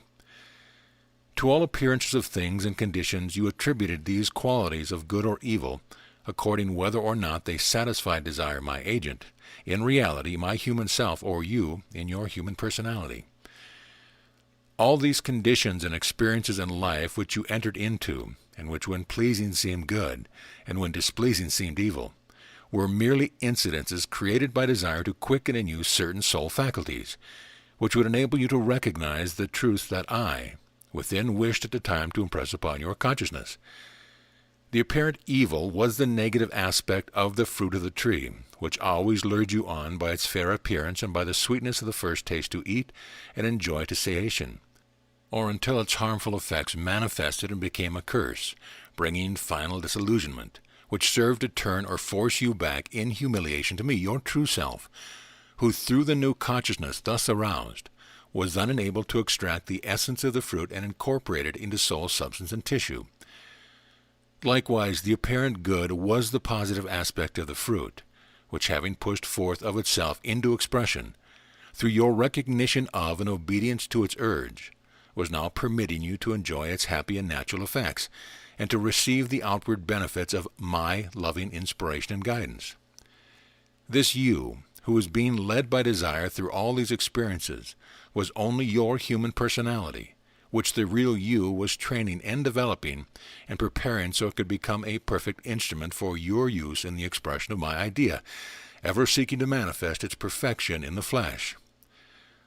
All this you did, not only compelling your human personality to eat, but to live on the fruit of the so-called tree of knowledge of good and evil, until you had seen and known all the so-called evil, and from living on and with it had discovered in it the germ of so-called good, plucked it, lifted it up, and turned it right side out, so that you from the time on knew that good and evil had no real existence, and were but relative terms descriptive of outside conditions looked at from different viewpoints, or were only different outer aspects of a central inner truth, the reality of which was what you sought to know, being express. During the latter ages you have been, as it were, gradually throwing off layer after layer of human consciousness, dissipating the mist or glamour thrown around your mind by the intellect, subduing, controlling, spiritualizing, and thus clarifying the intellect itself, until now you are beginning to awaken and to see, through the ever-thinning remaining layers, occasional glimpses of me, the one great reality within all things. All this time you, the omniscient, impersonal I am of you, were consciously and intentionally doing all this, not for the purpose of getting the mere knowledge of earth conditions and things, as your intellect has so loudly and authoritatively proclaimed, but in order that you might harvest what you had sown in the dim ages past, and could manifest my perfect idea on earth, even as you are now manifesting it in the impersonal estate, your heavenly home. You, remember, are the great impersonal I, who am doing all this, who am continually changing in outward appearance, but who within am eternally the same.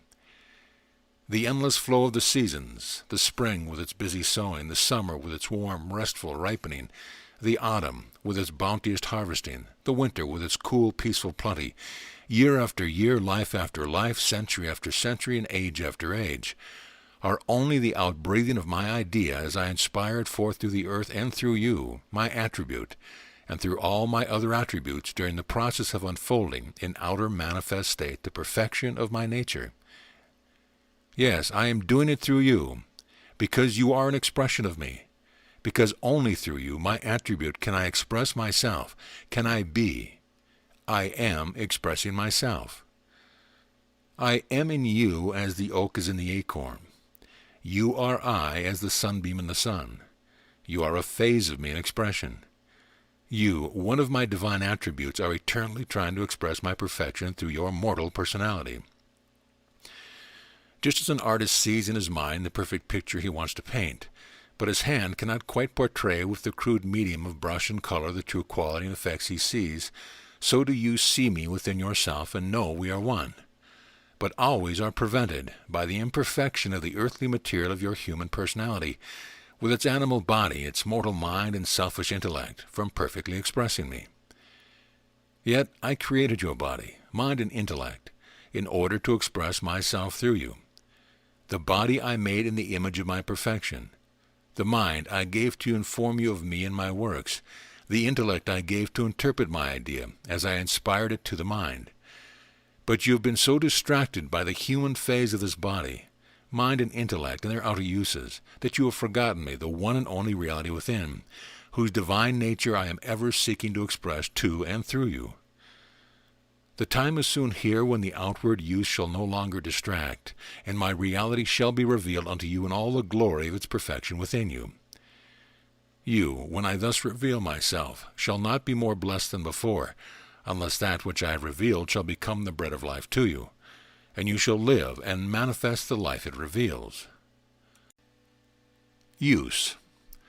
Now I have purposely not stated clearly all the how and why of these things, for I have reserved for you, when you call upon me so to do, and are capable of receiving it, an inspiration from within with a far more comprehensive vision of the unfoldment and development of my divine idea, and its final perfected expression than is herein pictured. If I were here to tell you the real meaning of my many manifestations, before you were consciously capable of experiencing its truth, you neither would believe my words nor could you comprehend their inner application and use. Therefore, as I begin to awaken in you a realization that I am within, and more cause your human consciousness to become an impersonal channel through which I can express, will I gradually reveal to you the reality of my idea, dissipating one by one the illusions of the ages which have hidden me from you, enabling me thereby to manifest through you my heavenly attributes on earth in all their humanly divine perfection. I have herein given you but a glimpse of my reality, but just to the extent that that which has been revealed becomes clear, will more be opened unto you from within, and far more wonderful than this now seems to you. For my idea within, when it finally and completely shines through its mantle of flesh, will compel you to worship and glorify me far above all that your human mind and intellect now conceives of as God. Before you can become conscious of all this and can truly comprehend it, you and your human personality must make it possible for me to reveal it, by turning within to me as the one and only source, bringing to me your measure absolutely empty of self, and with mind and heart as simple and trusting as those of a child. Then, and only then, will nothing of the personal consciousness remain to prevent my filling you full to overflowing with the consciousness of me. Can I point out to you the glories of my real meaning, for which this whole message is but the outer preparation. The time is now arrived, however, for you to comprehend somewhat of this. Enough has been revealed to prepare you for the recognition of my voice speaking within. Therefore I shall now proceed as if you realize I am within, and that these truths which I voice through the medium of these pages are but to impress more strongly upon your consciousness those phases of my idea which you could not clearly receive direct. That which herein appeals to you as truth is consequently but a confirmation of that which my idea has heretofore been struggling to express from within. That which does not appeal, and which you do not recognize as your own, pass by, for that means I do not desire you to receive it as yet. But each truth I voice herein will go on vibrating until it reaches the minds I have quickened to receive it, for every word is filled with the potent power of my idea, and to minds that perceive the truth hidden therein, this truth become a living reality, being that phase of my idea that are now worthy and capable of expressing. As all minds are but phases of my infinite mind, or parts of it manifesting in different forms of mortal nature, when I speak through the medium of these pages to your mind and to other minds, I am but seeking to my mortal self, thinking with my infinite mind, pushing forth my idea into earthly expression. Just so will you soon be thinking my thoughts, and be conscious that I am speaking within directly to your human consciousness, and you will then no longer have to come to this or to any other my outer revelations, either spoken or written, in order to perceive my meaning. For am I not within you, and am I not you? And are you not one with me, who live in and express through the consciousness of all minds, knowing all things? All that remains for you to do is to enter into the all-consciousness of my mind and abide there with me, even as I abide within my idea in your mind. Then all things shall be yours, as they now are mine, being but the outer expression of my idea, and existing only by reason of the consciousness I gave them when I thought them into being. It is all a matter of consciousness, of your conscious thinking. You are separated from me only because you think you are. Your mind is but a focal point of my mind. If you but knew it, what you call your consciousness is my consciousness. You cannot even think, much less breathe or exist, without my consciousness being in you. Can you not see it? Well then, think, believe you are I, that we are not separated, that we could not possibly be separated, for we are one. I within you, and you within me. Think this is so. Determinedly image it as so, and verily the moment you are conscious of this, that moment are you with me in heaven. You are what you believe you are. Not one thing in your life is real or has any value to you only as your thinking and believing has made it such. Therefore, think no more you are separated from me, and abide with me in the impersonal realm, where all power, all wisdom, and all love, the threefold nature of my idea, but await expression through you. Now I have spoken much of this, and have apparently said the same thing more than once, but in different words. I have done this purposely, presenting my meaning in different lights, that you may finally be brought to comprehend my divine impersonality, which is in reality your impersonality. Yes, I have repeated and will continue to repeat many truths, and you may think it tedious and unnecessary. But if you will read carefully, you will find that each time I repeat a truth, I always add something to what has already been said, and that each time a stronger and more lasting impression is made upon your mind. This done, my purpose has been accomplished, and you will soon come into a soul realization of that truth. If you receive not such impression and still think such repetition a useless waste of words and time, know that your intellect only is reading, and that my real meaning has altogether escaped you. You, however, who do comprehend, will love every word, and will read and reread many times, and consequently will receive all the wondrous pearls of wisdom I have held in reserve for you. These words and their messages will be to you hereafter merely a fount of inspiration, or a door through which you will be enabled to enter into the impersonal estate, and to hold sweet communion with me, your Father in heaven, when I will teach you all things you desire to know. I have been picturing the impersonal estate from many viewpoints, in order that it may become so familiar that you can unerringly distinguish it from all inferior states, and may learn to dwell consciously in it at will. When you can consciously dwell in it so that my words, when and wherever spoken, can always find lodgment and understanding in your mind, then will I permit you to use certain faculties I have been awakening in you. These faculties will enable you more and more clearly to see the reality of things, not only the beautiful and lovely qualities and the personalities of those about you, but their weaknesses, faults, and shortcomings as well.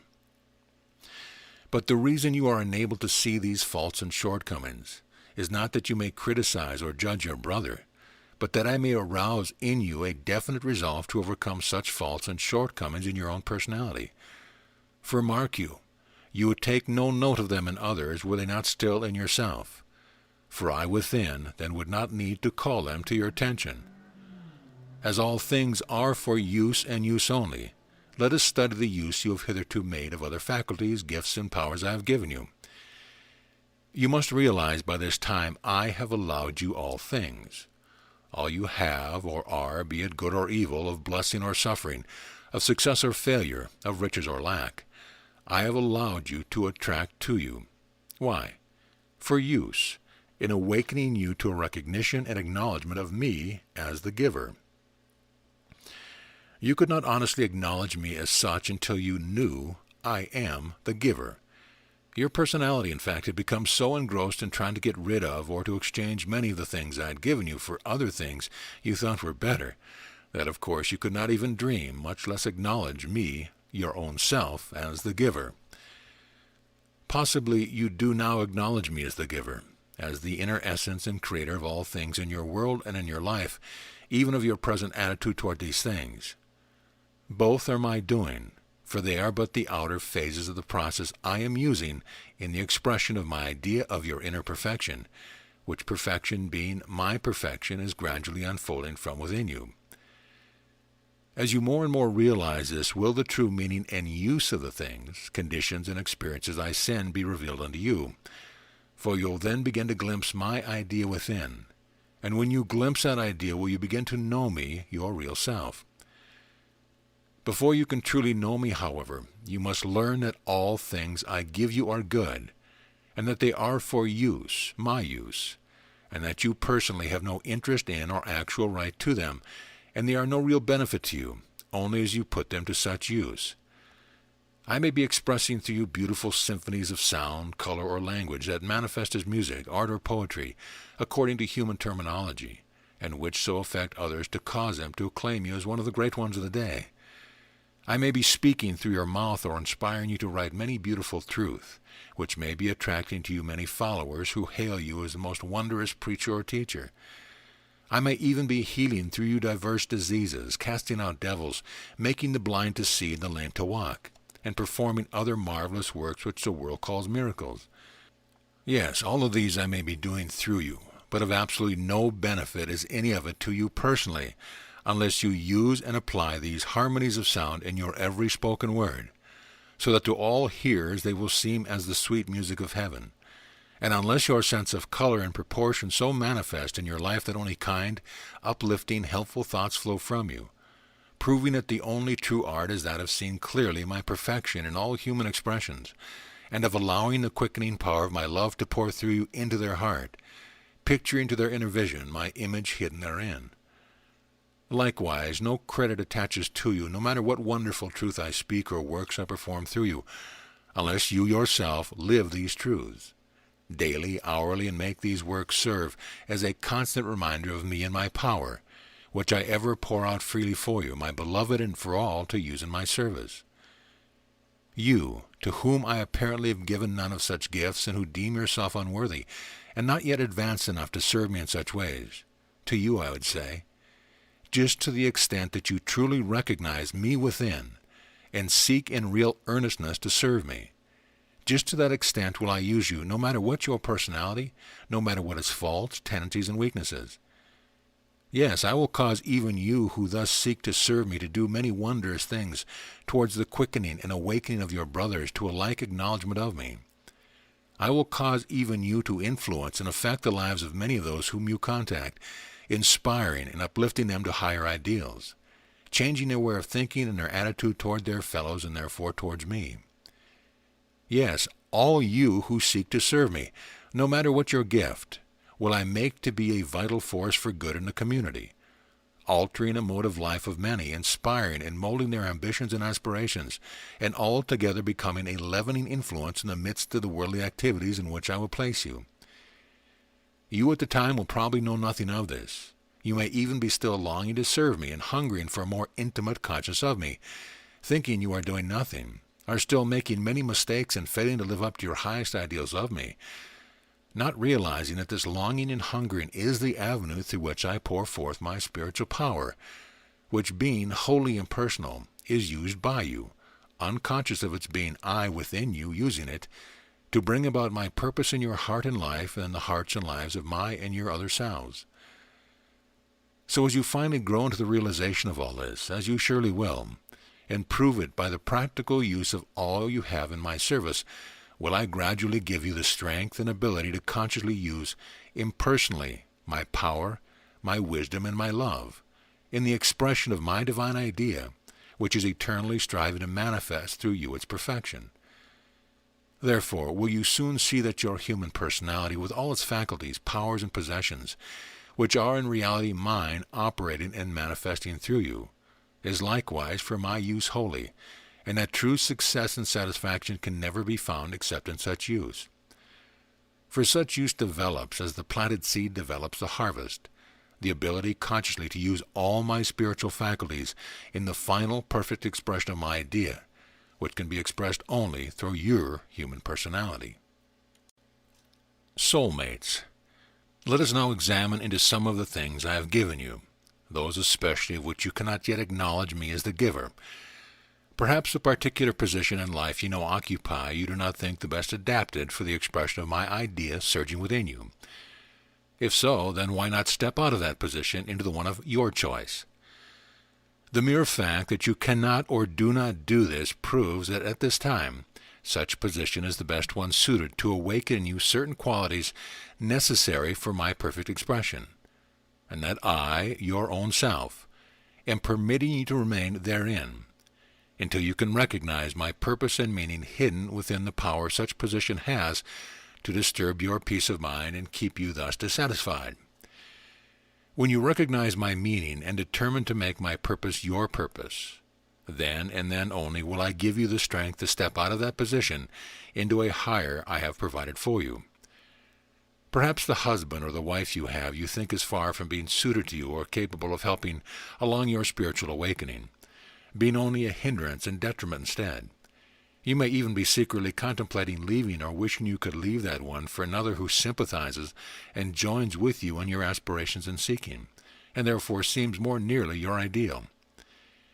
You may run away if you will, but know that you cannot run away from your own personality, that in selfish craving for a spiritual mate, you may attract only one who will force you to a tenfold longer and harder search among the illusions of mind, before you can again awaken to the consciousness of my voice speaking within. For a sympathetic and appreciative mate would only feed the personal pride and selfish desire for spiritual power in you, and develop further the egotistic side of your nature. Likewise, a loving, trusting, yielding mate might encourage only selfishness and conceit, when you are not yet abiding in the consciousness of my impersonal love, while a tyrannical, suspicious, nagging mate may provide the soul discipline you still need. Did you but know it, the one who is your true soulmate is in reality an angel from heaven, even as are you, one of the attributes of my divine self, come to you to teach you that only when you have purged your own personality, so that my holy love can express, can you be freed from any conditions which may now be causing you so much disturbance of mind and unhappiness of soul. For not until this soul, this angel from heaven, this other part of my and yourself, has come to you and is yearning and striving to call into expression through you the impersonal love, the tender, thoughtful care for others, the poise of mind and peace of heart, the quiet, firm mastery of self, which and which alone can open the doors, so it can step forth into the freedom of its own glorious being and be to you its own true self. Not until you can see this soul in all its divine beauty, free of this earthly bondage, will it ever be possible for you to find and recognize that ideal you seek. For that ideal exists, not without, in some other personality, but only within, in your divine counterpart, which is I, your higher immortal self. It is only my idea of this, your perfect self, striving to express and become manifest through your personality, that causes you to see seeming imperfections in the mate I have given you. The time will come, however, when you cease to look without for love and sympathy, appreciation, spiritual help, and turn wholly to me within, that these seeming imperfections will disappear, and you will see in this mate only the reflection of qualities of unselfish love, gentleness, trust, a constant endeavor to make the other happy, that will then be shining brightly and continuously from out of your own heart. Perhaps you cannot yet wholly believe all this, and you still question that I, your own self, am responsible for your present position in life, or that I chose for you your present mate. If so, it is well for you thus to question till all is made plain. But remember, I speak much more clearly direct from within. If you but turn trustingly to me for help, for I ever preserve my holiest secrets for those who turn to me in deep, abiding faith that I can and will supply their every need. To you, however, who cannot yet do this, I say, if your own self did not place you here or provide this mate, why then are you here, and why have you this mate? Think. I, the all, the perfect one, make no mistake. Yes, but the personality does, you say. And the personality chose this mate and perhaps has earned no better position. What? Who caused the personality to choose this particular one and earn this particular position in life? Who picked out and placed this one where you could thus choose, and who caused you to be born in this country of all countries, and in this town of all towns in the world at this particular time? Why not some other town 100 years later? Did your personality do all these things? Answer truly and satisfactorily these questions to yourself, and you will learn that I, God within you, your own self, do all things that you do, and I do them well. I do them while expressing my idea, which is ever seeking manifestation in outer form as perfection through you, my living attribute, even as it is in the eternal within. As for your true soulmate, which you have been led by others to believe must be waiting for you somewhere, cease looking, for it exists not without in some other body, but within your own soul. For that within you which cries out for completion is only your sense of me within, yearning for recognition and expression. Me, your own divine counterpart, the spiritual part of you, your other half, to which and which alone you must be united before you can finish what you came on earth to express. This is indeed a mystery to you who are not yet wedded in consciousness to your impersonal self. But doubt not, when you can come to me in complete surrender, and will care for naught else than union with me. Then will I disclose to you the sweets of the celestial ecstasy I have long kept in reserve for you. Authority. To you who still feel the desire to read books, thinking in them to find an explanation of the mysteries that now hide from you the meaning of the earthly expressions of my idea, I say, it is well that you seek thus outwardly, following the impulse I send, for others, interpretations of the meaning my idea is expressing through them, for I will make the search to be a benefit to you, though not in the way you imagine. It is even well for you to seek in ancient teachings, philosophies, and religions, or in those of other races and other people, for the truth I wish to express to you, for even that search will prove profitable. But the time will come when you will realize that the thoughts of other minds and the teachings of other religion, no matter how true or beautiful, are not what I intend for you. For I have reserved for you thoughts and teachings which are yours and yours only, and which I will give to you in secret when you are ready to receive them. When the time comes, as it inevitably will, that you become dissatisfied in your search among the teachings of the various religions, philosophies, and cults that now are interesting you, and you grow discouraged at finding yourself no nearer the attainment of the powers and spiritual growth so authoritatively described and supposedly possessed by the writers of the book, the teachers of the philosophies and the promulgators of the religion, then will I show you that while all these books, teachings, and religions were originally inspired by me, and have done and are still doing their part in quickening the hearts of many, yet for you is now meant that you cease looking to any outer authority, and instead confine your study to my book of life, guided and instructed by me within, by me alone. If you earnestly and truly do this, you will find that I have chosen you to be the high priest of a religion, the glory and grandeur of which will be to all others that have been pictured to your former understanding, as the light of the sun is to the twinkle of the far distant star. You will likewise realize that the ancient religions were given to my peoples of long ages past, and that the religions of other races are for my people of those races, and that none of these are for you, even though I brought them to you and pointed out many wondrous things in them that inspired you to a more determined search for me within these teachings. I say to you, these are things of the past and have naught to do with you. The time has arrived, if you can see it, when you must cast aside all accumulated knowledge, all teachings, all religions, all authority, even my authority as expressed in this and my other outer revelations. For I have quickened you to the consciousness of my presence within, to the fact that all authority, teaching, and religions, coming from any outer source, no matter how lofty or sacred, can no longer have any influence with you, except as they become a means of turning you within to me, for my final authority on all questions of whatsoever nature. Therefore, why seek in the things of the past, in religion, human knowledge, or in others' experiences for the help and guidance which I alone can give? Forget all that has gone before. That which is past is dead. Why burden your soul with dead things? Just to the extent you hold to things that are past, do you still live in the past, and can have naught to do with me, who dwell in the ever-present now, the eternal. Just to the extent you attach yourself to past acts or experience, religions or teaching, do they cloud your soul vision, hiding me from you.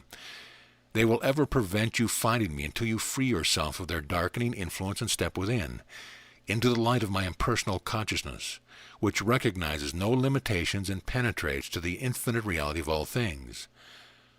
Likewise, the future concerns you not. He who looks to the future for his final perfection is chained to the past and can never get free, until his mind no longer is thus engrossed with the consequence of his acts, and he recognizes me as his only guide and throws all responsibility onto him. You, who are one with me, are perfect now, and always were perfect, knowing neither youth nor old age, birth or death. You, the perfect, have naught to do with that which has been and what is to be. You care not for anything but the eternal now. That only concerns you which immediately confronts you, how perfectly to express my idea here and now in the condition which I have placed you purposely for my expression. When that has been done, why not leave it behind, instead of dragging along with you, burdening your mind and soul with consequences which are but empty shells from which you have extracted the meat? All this applies to reincarnation, to which belief many minds are fast chained. What have you, the perfect, the eternal, to do with past or future incarnations? Can the perfect add to its perfection, or the eternal come out of or return to eternity? I am, and you are, one with me, and always have been and always will be. The I am of you dwells in and reincarnates in all bodies for the one purpose of expressing my idea. Humanity is my body. In it I live, move, and have my being, expressing the glorious light of my idea through my attributes, whose celestial radiance to the human vision is bedimmed and distorted by the myriads of clouded and imperfect facets of the human intellect.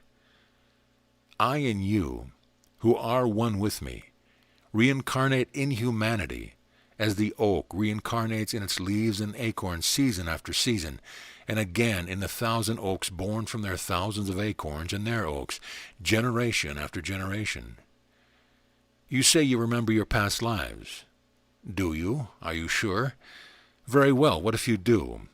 Just because I have permitted you a glimpse of the reality of one of my past expressions, that you might the better comprehend my meaning, which I am now expressing to you, is no assurance from me that you personally were my avenue of that expression. For do I not express through all avenues, and you with me, and are we not the life and intelligence of expression, no matter what the character or the age or race? If it pleases you to believe that you actually were that expression, it is well, and I shall cause such belief to be a benefit to you, but only to the extent of preparing you for the great realization that afterward will come. In the meantime, you are chained fast. Your personality, with its selfish desires and selfish seeking, is still bound hand and foot to the past, and looks only to the future for its deliverance. After the final wearing out of all the consequence of its act, dominating your mind and intellect with his false belief in birth and death, and that such is your only way to final emancipation and union with me, preventing the realization of our eternal and ever-constant oneness, and that you can free yourself any moment you will. For it is only the personality that is born and dies, and which seeks and strives to prolong its stay in the body and in earth life, and then to return to other bodies after I no longer have any use for its body. It is only to this personality that you are bound, by the benefits and opinions it has engrafted on you back through the ages, during which it has kept your human mind busied with such delusions. It is only when you can rise up in the realization of your divine immortality, omnipotence, and intelligence, and can cast off all personal beliefs and opinions, that you can free your soul from this perverted relation and can assure your true position as Master and King, one with me, seated upon the throne of self, compelling the personality to take its proper and natural place as servant and subject, ready and willing to obey my slightest command, thereby becoming an instrument worthy of my use. Mediums and mediators, you who in your desire to serve me have joined yourself with a church, religious organization, occult society, or spiritual order, of whatever nature, thinking by aiding in and supporting its work, it would please me, and that you might receive special favors from me in consequence. Hearken to these my words and ponder over them. First, know that I am already pleased with you, for you do nothing that I do not cause you to do, and you do it to fulfill my purpose. Although it may seem to you at times you are acting contrary to my wish and only to satisfy your own desires. Know likewise that I provide all minds with all their experience of life, which I utilize solely to prepare the body, quicken the heart, and develop the consciousness, so that they can comprehend me, and so that I can express through them my idea. I inspire minds with glimpses of me and my idea through these experiences, and I have spoken thus through inspiration to many who have taken my words, and have written them in books, and have taught them to other minds. These words I have caused to quicken the hearts and consciousness of those who are ready to receive them, even though the writers and teachers of themselves had no real comprehension of my meaning. Many of those whose minds I thus inspire with glimpses of me and my ideas, I cause to become teachers and leaders, organizing churches and societies and cults, drawing seekers and followers to them, that I, through the words I speak through them, can quicken the hearts and consciousness of those that are ready to recognize me. I, the impersonal one within, do all this, and the teachers and leaders personally do nothing, only serving as channels through which my idea can express to the consciousness of those I draw to them for that purpose. For the mind is only a channel and the intellect an instrument, which I use impersonally wherever and whenever necessary to express my idea. Not until the heat has been quickened and is opened wide to contain me can man, with his mortal mind and intellect, consciously comprehend my meaning when I express through him my idea. You, in your desire to serve me, may have found in some teacher or leader a personality whom you think, from the many seemingly wondrous words I speak through them, is now containing me in his heart. In your doubts and anxiety to please me, and in your fear of my displeasure when disobeying my commands, you may even have gone to such teacher or leader, who possibly claim to be a priest or priestess of the Most High, thinking to get through such my message to you, or words of advice or help from some master or guide you can hold, until finally, in sorrow and humiliation from the disillusionment of which eventually and inevitably follows, you once more are thrown back upon yourself, upon the teacher within, upon me, your own true self. Yes, all the deception, all the discipline, all the taking of your ardor and devotion, not to speak of your money and services, to what you believe to be my work, and selfishly purloining and utilizing them for the upbuilding and strengthening of their own personal power and prestige among their followers, feeding each of you with just enough subtle flattery and promise of spiritual advancement, together with clever sophistry under the guise of high and beautiful sounding spiritual teaching, to keep you bound to them so you would continue to support and honor and glorify them, ever holding over you the lash of my displeasure if they receive not unquestioning trust and obedience. Yes, all this I permit to be, for it is what you desire and seek, and desire is truly the agent of my will. You may be even giving to some other teacher, either in the seen or the unseen, and no matter how true, well-meaning and spiritually wise, who you think cannot be classed with the kind just mentioned, your unquestioning love, devotion, obedience, and you may be receiving what you think are teachings and guidance of inestimable value. All this is well, so long as you are receiving that which you seek and think you need, for I supply all things to satisfy such desire.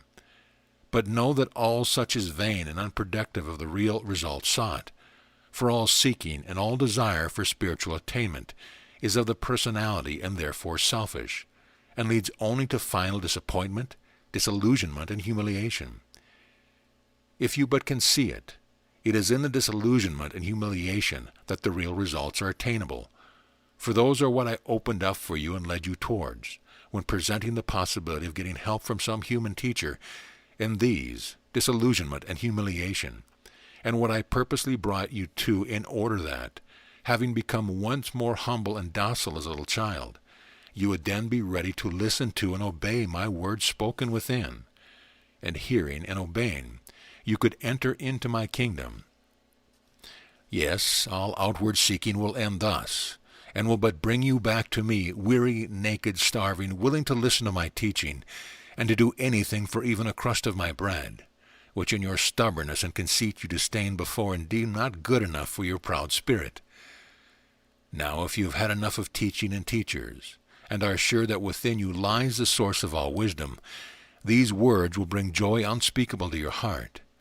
For do they not confirm that which you already have felt within to be true? For you who cannot yet see this and still need a mediator, I have provided the story of the Christ crucified for your redemption, picturing how I desire you to live that. Through the crucifixion of your personality, you may rise in consciousness to oneness with me.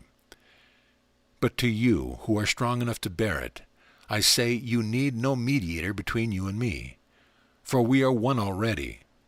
If you can but know it, you can come direct and at once to me in consciousness. I, God within you, will receive you, and you shall abide with me forever and ever, even as does my Son Jesus, the man of Nazareth, through whom I am even now expressing, as I did express 2,000 years ago, and as someday shall express through you. To you who wonder how and why I say such beautiful and such spiritual things through personalities who fail to live up to the teaching they apparently of themselves give out, I say, I use all avenues impersonally to express my meaning. Some I have prepared to be better mediums of expression than others, but personally know nothing of me. In some I have quickened the heart the better to contain me, thereby becoming consciously more at one with me. Some have become so at one with me that they no longer are separated in conscience from me, and in them I live and move and express my spiritual nature. Since the earliest days of expression on earth, I have prepared my priests and my prophets and my messiahs to vision forth to the world my idea, my word that shall finally become flesh. But whether I speak through a priest, prophet, or messiah, or through a little child, or through your worst enemy, all words that appeal vitally to you are the words the I am of you speaks through the organism of such medium to your soul consciousness. Should a number be gathered together to hear my words spoken through one of my priests, it is not the priest of himself, but I, in the heart of each hearer, who draw from the priest the vital words that sink deep into the consciousness of each. The priest knows not what he says that affects you, and may not even comprehend my meaning of the words he speaks to you. I within him do draw from the combined devotion to and belief in me, consciously and unconsciously expressed by all those gathered around him, the spiritual force which serves as a channel or a connecting line through or over which I reach the consciousness of all minds I have prepared to comprehend my meaning. For although I speak the same words to all, yet these words contain a distinct and separate message for each, and no one knows any but the message I speak for him.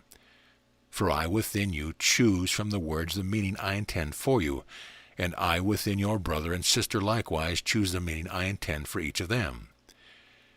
When 2 or 3 are gathered together in my name, there will I always be.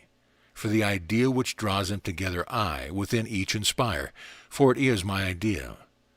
From the union of their aspiration towards me do I create a medium of channeling through which I enable a soul consciousness to gain such glimpse of me as each is capable of comprehending. Every priest, every teacher, every medium I cause instinctively to know this, for they are my chosen ministers, and I likewise cause to awaken in them a desire to surround themselves with followers, that I may quicken in the hearts of those who are ready a consciousness of my presence within. The priest, the teacher, or the medium themselves may never have recognized me within, and may be deeming me as an entitized or personalized in some master or guide or savior without themselves, but nevertheless there are those whom I lead to these, my ministers, in whom, through certain words, I cause my ministers to speak, together with the spiritual force furnished by various aspirants. I am enabled to awaken their soul consciousness to a real comprehension of me, the impersonal one, seated within, in the very midst of all, in the heart of each. For the I am of my minister and the I am of each follower are one in consciousness, one in understanding, one in love, and one in purpose, which purpose is the fulfillment of my will. This I am, which is wholly impersonal, and knows neither time, space, nor different identities, merely utilizes the personality of both minister and followers, and the circumstance of personal contact as a means of giving voice to my idea, ever struggling within for outer impression. Those ministers who take the confidence and trust of my followers and use it to further their own private purpose, I cause to awaken to a recognition of my will and my idea, all in proper season. This awakening, however, is not pleasant to their personalities, and almost always causes much suffering and humiliation, but their souls rejoice and sing grateful praises to me when I bring it to pass. Therefore, wonder not at the sometimes wonderful words of truth that come from mouths apparently unfit to speak them, and comprehending not their meaning, nor at the fact that simple followers oftentimes awaken faster than and grow beyond their teachers. I, who dwell within both teacher and follower, choose different conditions and provide different ways for the expression of my attributes in each different soul, fitting each into just the time and place where they can complement and help each other the best, thus uniting all into the most harmonious expression of my idea possible under the circumstance. Masters, you who are still holding to the idea taught in various teachings, that I will provide a master or divine teacher for each aspirant toward union with me, hear my words. It is true I have permitted you in the past to delve into all kinds of mystical and occult books and teachings, encouraging your secret desires to acquire the powers necessary to attain this union extolled in such teachings, even to the extent of quickening in you some slight consciousness of the possession of such powers. I have even permitted the belief that by practicing certain exercises, breathing in a certain way, and saying certain mantras, you might attract you a master from the unseen, who would become your teacher or help you to prepare for certain initiations that would admit you into an advanced degree, in some secret order in the inner planes of existence, where much of my divine wisdom would be open unto you. I have not only permitted these things, but if you can see it, it was I who led you to these books, inspired in you such desire, and caused such belief to long find lodgment in your mind, but not for the purpose you imagine. Yes, I have brought you through all these teachings, desires, and beliefs, trying to point out to your human mind the forces I use to bring into expression my divine idea. I have portrayed these forces as heavenly hierarchies, and that your human intellect might the better comprehend. I pictured them as angels or divine beings, impersonal agents or executors of my will, engaged in the process of bringing into expression my idea that was in the beginning. But you did not understand. Your human intellect, enamored of the possibility of meeting and communion with one of these beings, as claimed in some of the teachings, proceeded at once to personalize them, and began to long for their appearance in your life, imagining that they are interested in your human affairs, and that by living in accordance with certain rules set down in certain teachings, you could propitiate them so they would help you gain nirvana or immortality. Now I have purposely permitted you to indulge yourself with such delusions, letting you long and pray and strive earnestly to obey all the instructions given, even leading you on sometimes by giving you glimpses and self-induced visions and dreams of ideal beings which I permitted you to believe were such masters. I may even have caused to open in you certain faculties which make it possible for you to sense the presence of personalities that have passed into the spirit side of life, and who have been attracted by your desires to seek and fulfill the part of master and guide to you. Now that the time has come for you to know that such beings are not masters, also the divine beings do not call themselves masters, that I, and I alone, your real self, am the only master for you now, until you are able to know me also in your brother. That any being, either in human or spirit form, that presents himself to your consciousness and claims to be a master, or who permits you to call him master, is nothing more nor less than a personality, the same as yours, and therefore is not divine, as your human mind understands that term, despite the many wonderful truths he may utter and the marvelous things he may do. Just so long as your human mind seeks or worships the idea of a master in any other being, no matter how lofty or sacred he may seem to you, just so long will you be fed with such ideas until verily I may perhaps permit you to meet and commune with such a master. If that privilege is vouchsafed you, it will be only in order to hasten your awakening and your consequent disillusionment, when you will learn that master is indeed but a personality, even though far more advanced in awakening in you, but still a personality, and not the divine one your innermost soul is learning for you to know. For I feed you with every idea that will operate to teach you the reality back of the seeming. And if I lead you on to an apparent deception and loss of faith in all human teaching, and in all human and even divine perfection, it is only to enable you the more clearly to distinguish between the substance and the shadow, and to prepare you for that far higher ideal I am waiting to picture to you. You can rise in your human personality only to the ideal your human mind is capable of conceiving. Through desire I cause my will to manifest in you, and through desire I perform my many wondrous works. If you doubt this, you need only to apply the key. To think of a master is to create one. This idea of master by your thinking becomes what you desire and imagine a master to be. In other words, by your thinking you build around this idea all the qualities you imagine a master possesses. Your human mind, through desire, through aspiration, through worship, must needs create these qualities in some imaginary being, who's still a personality, for you cannot as yet conceive of an impersonal being. Therefore, according to the intensity of your desire and thinking, must this idea sooner or later come into actual manifestation, either by attracting to you such a personality in the flesh, or one entitized in the realm of visions and dreams.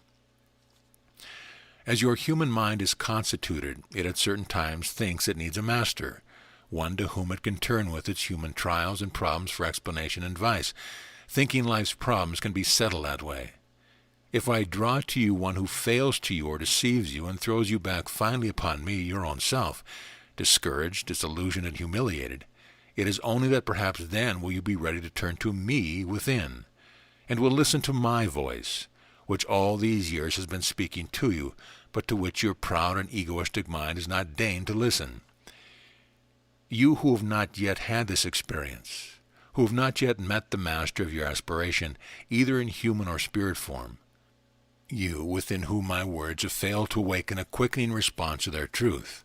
For you I have in store certain experiences which will surely lead you to me later on, and then you will be brought to know that I am the Master, the inspiring idea back of and within every thought of and every aspiration towards a Master that enters your mind, whether coming from within or without. It is taught, when a pupil is ready, the Master appears, and this is true in a sense, but not as you have interpreted it. Your secret desire for a Master will bring him to you, but only when I have prepared you for such appearances. But such appearances will only be an appearance of a Master. The true Master or teacher, when he appears, you may never recognize, for he may be hidden in an interesting friend, a business associate, your next-door neighbor, or in your own wife or husband or child. You who have risen above desire, you who no longer seek a master or a teacher or even me, but are abiding alone in the faith of my eternal presence and promise.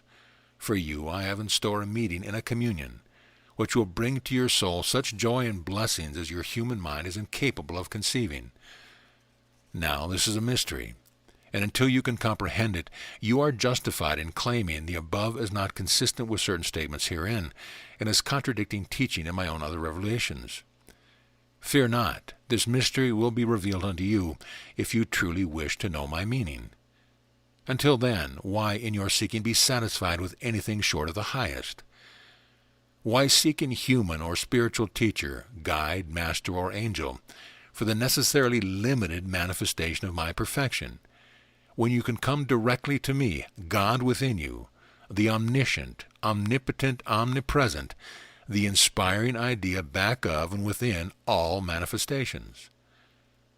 As I am in you, even as I am in any you seek, and as all the wisdom, all the power, and all the love they possess come only from me, why not now come to me, and let me prepare you also, so I can express my all through you? You are a human personality, yet you are divine and therefore perfect. The first of these truths you believe, the latter you do not believe. Yet both are true, and that is the mystery. You are just what you think you are. One or the other, which are you, or both? You are one with me. I am in you, your human personality, in your body, mind, intellect. I am in every cell of your body, in every attribute of your mind, in every faculty of your intellect.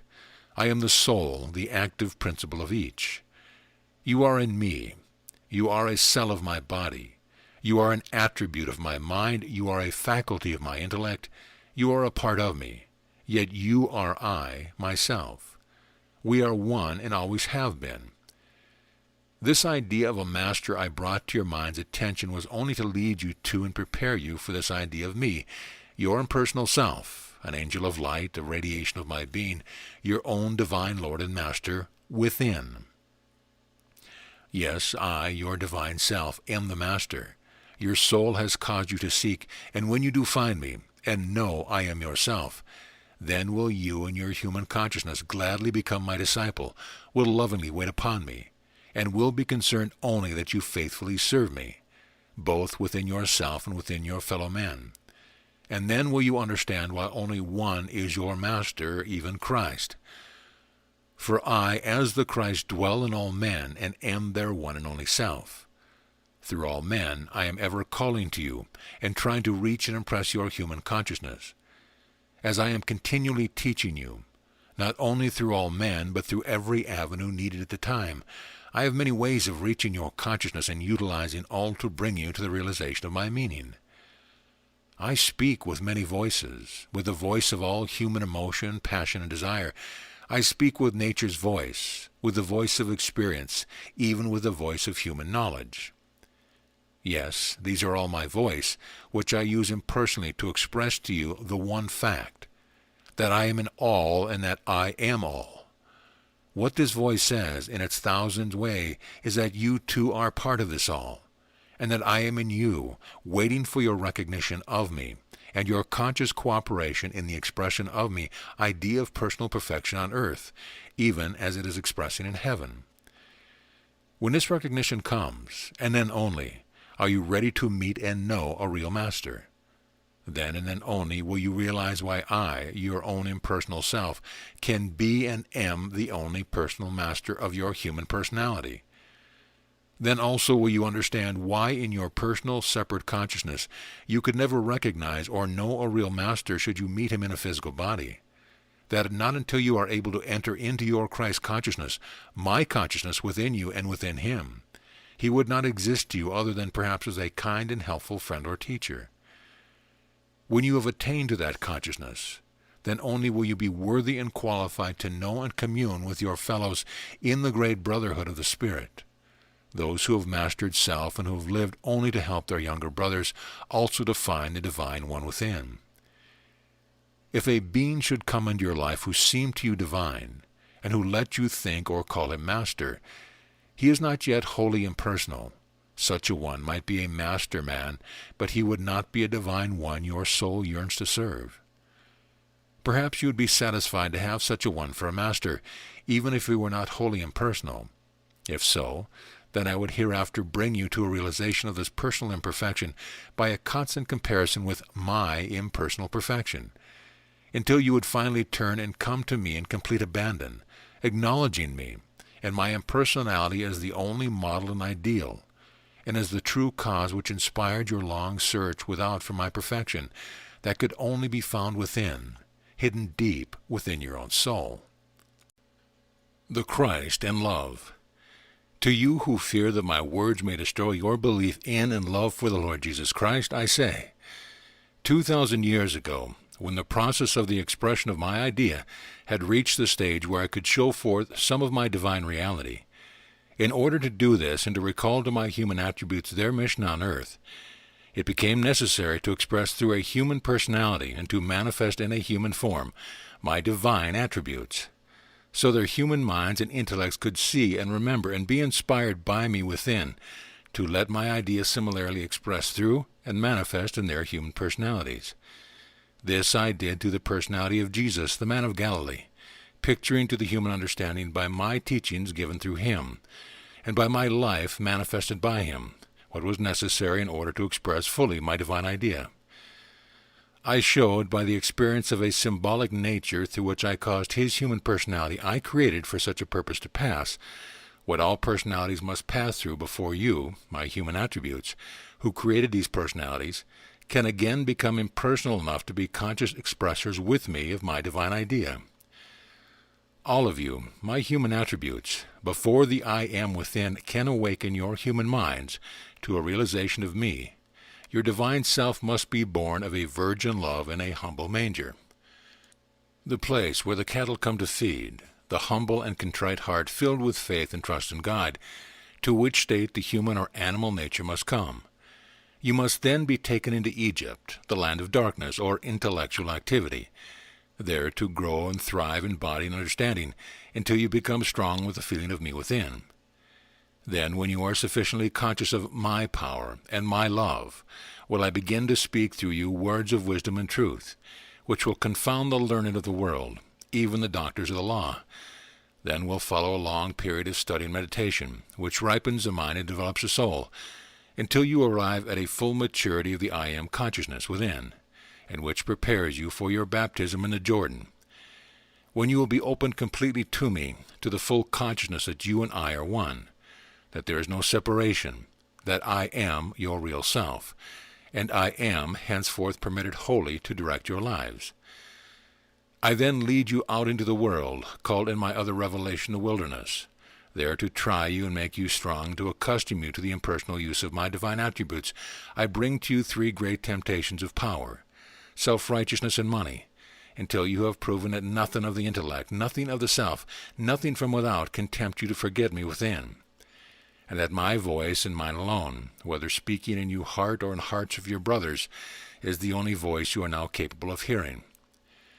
This proven, there will begin the period of performing miracles and of teaching the multitude, accompanied by the revilement and persecution of the unbelieving and scoffing world, followed by the trial before Pontius Pilate, the representative of the worldly law, the sentence, the ascent of Calvary carrying the cross, then being nailed upon the cross, the agony, the 3 days in the tomb, and then the final resurrection when you enter into complete union with me. All of which has its inner meaning or soul application, and which should be readily understood by you if you have opened your heart to me. Such has been the way in the past for you and for all who have studied and followed my teachings, given forth in my former revelations. Now the time has come when I have prepared you and many for a new dispensation, wherein you can enter into the consciousness of me direct and at once by the impersonal way.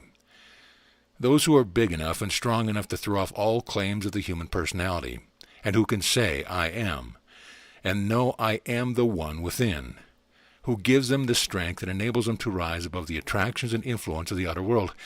Those are the ones I have chosen through whom to express all the wondrous glories of my divine idea. The Christ, or the I am consciousness, must be born in your heart, and in the heart of every human personality, must grow and thrive and pass through in some manner every experience symbolized in the life of Jesus, before you can come to this point and become a conscious expresser with me of my divine idea. The example of the Christ's love and compassion which I express in that life must you also express in some degree in your life, before you can taste of the fruits of the love, which in reality is not love, but the holy three-in-one, love, wisdom, power. That is the true expression of my impersonal life. You heretofore have not known the meaning of the impersonal life. Hence you could not know the meaning of impersonal love. Love to you, if you will carefully analyze the feeling, has always been a human emotion or expression, and you have been unable to conceive of a love devoid of or unattached to some human or personal interest. Now, as you begin to feel me within your heart and open it wide to contain me, will I fill you with a wondrous, strange new feeling, which will quicken every fiber of your being with the creative instinct and be to you a veritable elixir of life. For in the outer expression of that feeling, when I thus, through you, pour it forth into the world, will you taste of the unutterable sweetness of my holy impersonal love, with its accompanying illumination of mind and consciousness of unlimited power, and it will make you a wholly selfless and therefore perfect channel for the impersonal expression of my divine idea. You will then realize that you are part of me, and part of every other being, and that you all have or are is not yours but mine, for use wherever and however I direct. Your life will be no longer centered in yourself, but that self will be lost, merged into your other selves, giving freely of your life, your understanding, your strength, your substance, which are but phases of my impersonal life or my impersonal love, that I have portioned out to you only for such use. In the personality of Jesus the Christ, I manifested much of the love impersonal, enough to inspire and lead you into seeking to emulate his life and his personality, and through such seeking and striving, to awaken in you the consciousness of the Christ within you. Through this awakening and the realization that the Christ is but the channel or door that opens unto me, I have finally brought you to the point where you can enter in and consciously become a part of my impersonal life. I here tell you plainly that my impersonal love has not to do with personal lives and personal loves. All such are but the outer mediums I use through which to pour from out of the heart of humanity into the world my real love, where it is ever expressing its all-embracing, vitalizing, creative, and uplifting power. My love considers not individuals or personalities. They are but pawns of the chessboard of life which I move as I deem best to accomplish my purpose, the full and complete expression in humanity of my divine idea. In humanity only can I express my idea, even as you can express your idea of yourself only in and through your human personality. In humanity I live and move and have my being. It is the mortal personality and body of my immortal self, even as your personality and its body is what you use to express your being. All individual human personalities with their bodies are but the cells of my body of humanity, just as the I am of you is now built in your body, so that through it you can perfectly express my idea of you, or your real self, so am I gradually building humanity, so that through it I can perfectly express my idea of myself. As the individual cells of my body of humanity, even of those of your human body, by partaking of my life, become impersonal and harmonious parts of the organs they form, they live a healthy and happy life. But let one cell oppose or act contrary to the general law of its organ, and the harmonious functioning of that organ becomes impossible, which naturally affects the whole body and results in disease. Every cell of an organ is an integral part of that organ, and its work is necessary to the organ's perfect functioning and to the perfect health of my body. So that unless each cell gives up all its power and all its intelligence, which are but attributes of the life I give it, toward the perfect function of my entire body, the only result for my body can be in harmony with its consequent effects: disease, suffering, sin, bondage, poverty, lack of understanding, disintegration, or death. Likewise, unless each organ gives up all the intelligence and all the powers with which I endowed it to the one purpose of expressing and maintaining the life of my body in perfect health, the only result can be disorganization, disruption, rebellion, and finally war. War between the various organs and between their respective cells, and a greater or lesser consequent chaotic condition in my whole body. In my body of humanity, this would mean war between nations, which are the organs of my body, as all war is but acute disease or disharmony, and as my life, which in humanity manifests as impersonal love, can express only in harmony, even as in the physical body, it is always utilizing, equalizing, and preparing conditions so that it can thus express. This it does either by eradicating gradually from the various organs of the body all disease, weakened and unfit cells, or by developing the disease into a malignant form in the physical body. It throws off such cells quickly by the billions until a particular organ either is purified or its power of function is wholly destroyed. In other words, the real life and work of each cell and each organ lies in giving up its individual life that my whole body can be or express in perfect harmony. When each cell and each organ has no other idea than this, and makes itself a pure and selfless channel through which my impersonal life can flow, then has my body become a harmonious and perfect whole. And then can my idea express of earth its divine powers and possibilities, even as it does in the celestial realm of the eternal. As you give up yourself wholly to me, that I can pour through you my holy, impersonal love, having no other thought than the perfect expression of that love, which is my real life, then will I through you be enabled to quicken and awaken those about you gradually to a recognition of me, the Christ within them, so that they too will likewise give up themselves wholly to me. Finally, the organ, or that particular part of my body of humanity you and they form, attains perfect health and harmony, and adds its quarter to the bringing about and maintaining of the perfect health in my entire body. When such time comes, my divine life force, or my impersonal love, will be flowing and manifesting throughout all humanity, and my idea will be expressing fully on earth even as it is in heaven.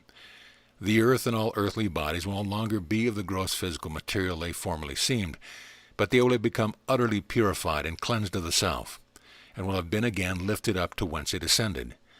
For the purpose of their creation, that of developing organisms for the outward manifestation and human expression of my divine idea, will have been accomplished, and having no further use for physical or outward mediums of such expression, I hereafter will create and express only with mind substance, which is the only medium needed in the heavenly world of the impersonal life.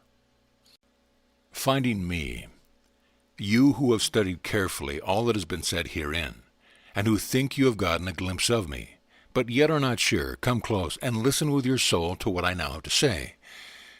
Be still, and know I am God. If you have learned to be still, if you have studied and meditated upon this I as God within you, if you are able to distinguish it from the personal I, and are conscious at times of being able to step outside, as it were, of your personality, and view your human self as it is, see all its petty faults and weaknesses, its base selfishness, its animal appetites and passions, its childish desires and foolish pride and vanities. If you can do all this, and have seen these things with clear vision, know that at those moments you have been one with me in consciousness, that it was your real self, I within you, permitting you thus to see with my eyes the reality of things. At those moments you were freed from your personality and were dwelling in my consciousness. Call it cosmic, universal, spiritual, or impersonal consciousness as you will, For you could not have seen these things in yourself except through impersonal eyes, my eyes. Again, if you will look back, you will recall many times when you felt strongly impelled to do certain things, some of which you did with perfect results, others of which you argued against. Your intellect reasoned you into different action, and often with failure, disappointment, or suffering as a result. This impelling consciousness was only your real self, I within you, at such moments guiding you, distinctly telling you what to do. At those moments you were hearing with your spiritual ears, my ears, and when you impersonally obeyed, success and satisfaction followed. But when you personally thought you knew better, discomfiture, regret, and unhappiness resulted. Again, there have been moments when you have felt approaching events, or the nearness of unseen persons, or inharmonious vibrations when contacting others.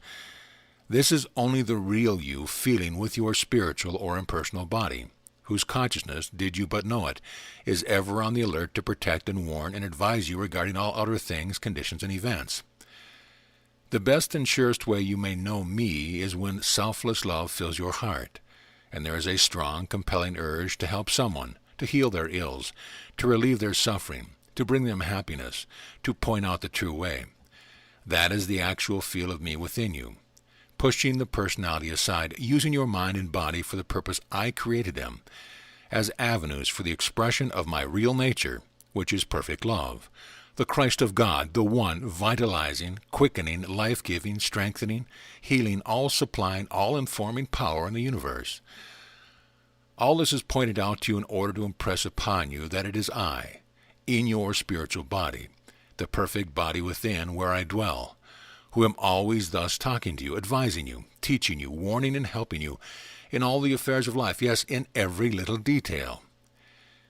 If you will but turn to me, and will carefully watch for and study these impressions which you are receiving every moment, and will learn to trust them, and thus to wait upon and rest in me, putting all your faith in me, verily I will guide you in all your ways. I will solve for you all your problems, make easy all your work, and you will be led among green pastures beside the still waters of life.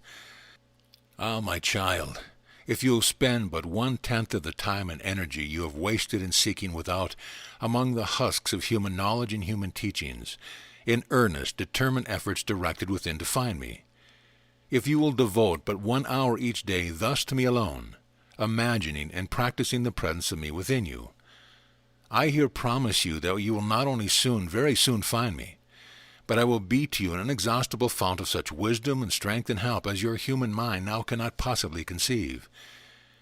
Yes, if you will but seek me thus, making me first in your life, never resting until you do find me, it will not be long before you will become conscious of my presence, my loving voice, speaking constantly from out of the depth of your heart. You will learn to come to me in sweet communion, and you will find yourself abiding in my consciousness, and that my word is abiding in you, and that whatever you desire will in seeming miraculous ways be done unto you. This abiding continually in me may be difficult at first for the world. The flesh and the devil are still presenting evidence to your consciousness, but you will become accustomed to the use of my impersonal eyes and will soon be able to see into the reality of things, even into the reality of these seeming lords of the earth. Then you will find you are dwelling in a wondrous new world, peopled with angelic beings using the flesh bodies of their human personalities merely as vehicles or instruments or clothing in which to contact the earthly conditions and experiences they have created, in order to develop the soul qualities necessary for the perfect expression on earth of my idea. To your eyes, then, there will be no shadows, no evil, and consequently no devil, for all is light and love, freedom, happiness, and peace. And you will see me in all, in each being some attribute of me, in each animate thing some phase of me. And you will need only to let my love shine from out of your heart, and it will illumine for you the real meaning of all that you see. Then the great realization will come that you have found the kingdom of God, that you are walking in it, that is right here on this earth, that is manifesting all around you, that you have been living in it all the time, but you did not know. That instead of being without in some far-off place, it is within your own being, within every other being, the innermost inner of all manifested things. In other words, it will be found to be the reality of all things. and that all outward seeming is but the shadow of this reality, created by man's misconception and his belief in his separateness from me. When you have found the kingdom, you will likewise find your place in it, realizing now that you are in truth one of my divine attributes, that your work was all laid out for you from the beginning, and that all has gone before has been but a preparation and a fitting of your human personality for that work. Your whole soul will leap with joyful anticipation that after all these many years of wandering you have last returned to my home, and can now enter into my real life, one in consciousness with me and with your other selves, all working to bring about the final perfect expression on earth of my divine idea. You, to whom the reading of this has brought memories of previous joys and whose soul is quickened in response, do not leave these words until you have gotten from them all I have to tell you. Be still and listen to my inner voice, and learn of the glories that await, if you are able to see with impersonal eyes and hear with impersonal understanding. However, if this reading brings to you your first vision of my reality within you, set it in motion by this partial realization of me and my kingdom, high vibrations which lift you into a temporary spiritual ecstasy, and you resolve to try to abide always in this consciousness of me, and always to obey me, do not be discouraged should you fail when immediately thereafter an occasion comes to test the sincerity and strength of your resolve. It is only by your trying and failing and realizing keenly your lack of strength and ability to rest and trust in me that I can quicken in you the consciousness of my divine powers ever waiting to manifest through you. These high vibrations are only the rousing into action of certain soul qualities and their corresponding faculties, which must be awakened before I can manifest such powers. And naturally, when such soul qualities are aroused, they meet active opposition from certain other qualities which heretofore held undisputed sway in your nature, and which must be overcome and brought under subjection, and then lifted up into their true service before the soul qualities can freely express. And this opposition should and will strengthen and test and perfect the expression of these soul qualities, for you must be capable of withstanding every attack from without before you can fully manifest all my divine powers pushing forth from within. Know that I am manifesting these powers in you just as fast as you can bear it and be strong. The mistake you make is in trying to grow yourself. I am the tree of life within you. My life will and must push forth, but I will do it by gradual and steady growth. You cannot come into your fruitage before you have grown to it. Remember, my life is all the time building you up into perfection of health and strength and beauty, that must express outwardly as it even now expressing within. You who have begun to realize I am within, but have not yet learned to commune with me, listen and learn now. You have learned to be still, and you have perhaps felt my presence within. If so, realizing I am there, ask me a question. Then with a silent, earnest prayer to me for an answer, but without anxiety, care, or personal interest, and with an open mind, wait confidently for the impressions that will come. Should a thought come and answer that you recognize as what you have heard or read somewhere, cast it out immediately and say, "No, Father, what do you say?" Other thoughts may come from other human sources, but if you are alert, you will recognize them as such and refuse to accept them. Then, if you persist in asking me, you will finally get an answer that you will feel is really from me. Thus it will be at first, when you have learned to distinguish my voice from all other voices, and can keep your personal interest wholly suppressed. Then will you be able to hold silent communion with me at will, without interference from others' ideas, beliefs, and opinions. And you can ask any question you wish, or another can ask you any question on any problem of which they need help. And I will that moment place in your mind the words to speak, either silently to yourself or audibly through your tongue to the other. You, my beloved, who have consecrated yourself to me, and are bending every effort to find union with me, but instead have found apparently that every prop of the world's support has been withdrawn, or is being withdrawn, and that you are without money, without friends, and know not where to turn for human help. Learn, my blessed one, that you are very, very close now, and that you will only continue to abide in me, letting my word abide in and guide you, resting and trusting absolutely in my promise.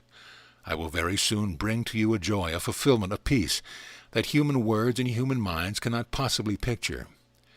For you have obeyed my commands, and you have trusted me, and have sought first my kingdom and my righteousness. And therefore will I add all other things unto you, even those the world has denied you. You, my dear one, who likewise have consecrated yourself to me, but who are still holding to some of the world's standards, being unable to let go and trust wholly to me.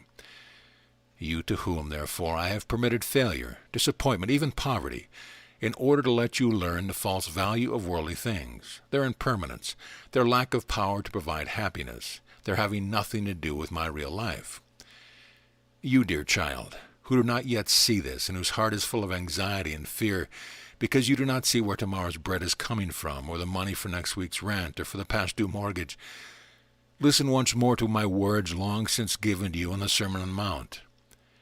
Therefore I say unto you, take no thought for your life, what ye shall eat or what ye shall drink, nor yet your body what ye shall put on. Is not the life more than meat, and the body than raiment?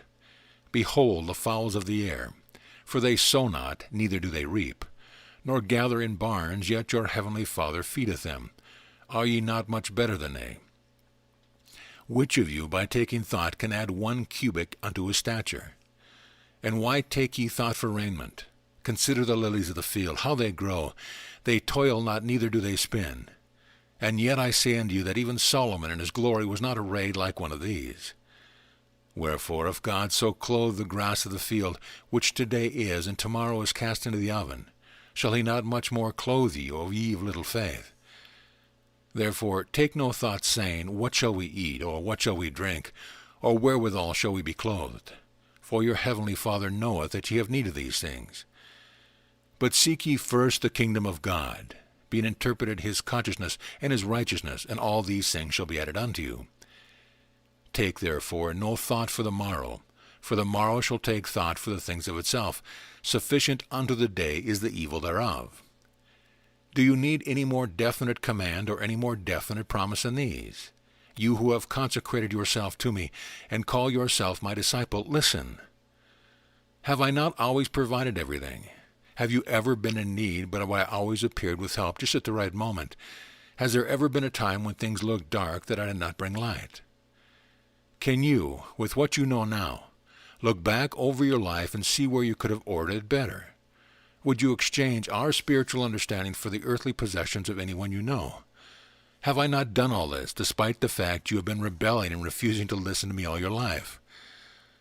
Ah, my children, can you not see that money, home, clothes, food, and their acquirement are only incidents and have nothing to do with your real life? Excepting as you make them real by thinking into them so much importance and letting me remain only a side issue. If it becomes necessary for you to be deprived of things of the world that you may learn the truth, that I am the only important thing in life, that I must be first if you truly love me, I permit this, that real and lasting happiness and prosperity can be yours. This applies to you also, my child, you who have lost health, have lost courage, have lost all hold of yourself, and after weary years of seeking without from earthly physicians and remedies, following faithfully every instruction and suggestion given, in order to regain the life you have lost, you who have turned finally within to me with the faint hope that I may be able to help you, know, my little one, that you too must come in complete surrender to me, the one and only physician who can heal you. For I am the life omnipotent within you. I am your health, your strength, your vitality. Not until you can feel me within and know I am all this is to you is real and lasting health for you to experience. And now, my child, draw close, for I am now going to tell you the means of obtaining all these things: health, prosperity, happiness, union, and peace. In the following words lies hidden the great secret. Blessed be you who find them. Be still, and know I am God. Know I am in you. Know I am you. Know I am your life. Know all wisdom, all love, all power abides in this life, which is flowing freely through your entire being now. I am the life. I am the intelligence. I am the power in all substance, in all the cells of your body, in the cells of all minerals, vegetable and animal matter, in fire, water, and air, in sun, moon, and stars. I am that in you and in them which is. Their consciousness is one with your consciousness, and all is my consciousness. Through my consciousness in them, all that they have or are is yours for the asking. Speak in the consciousness of your oneness with me. Speak in the consciousness of my power in you and of my intelligence in them.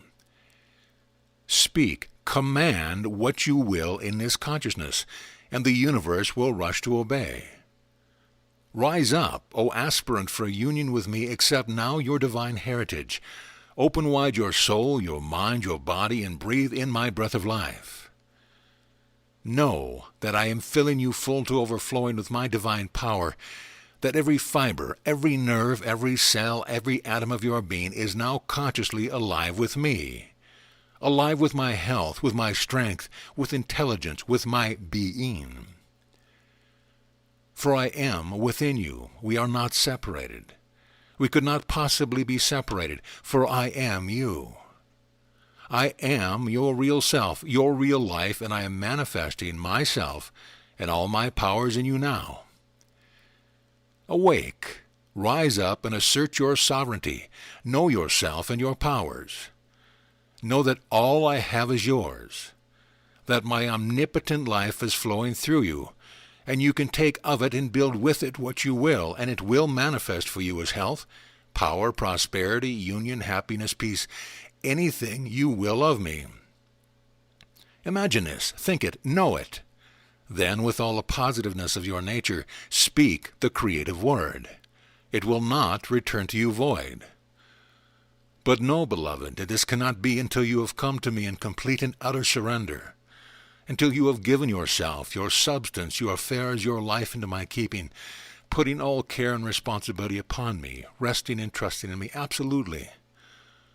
When you have done this, then will the above words quicken into active life my divine power latent in your soul, and you will be conscious of a mighty force within you, which just to the extent that you abide in me, and let my words abide in you, will free you entirely from your dream world, will quicken you fully in spirit, will make all the way clear for you, supply all things you desire, and lift trouble and suffering from you forevermore.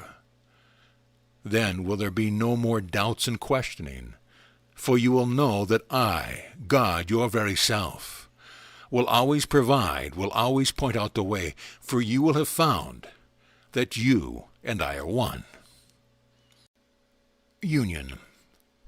You who truly wish to consecrate yourself thus to me, and are willing to give your whole life to me, putting aside all personal ideas, hopes, and aims, in order that I may freely and fully express through you my impersonal ideas, listen carefully to these words.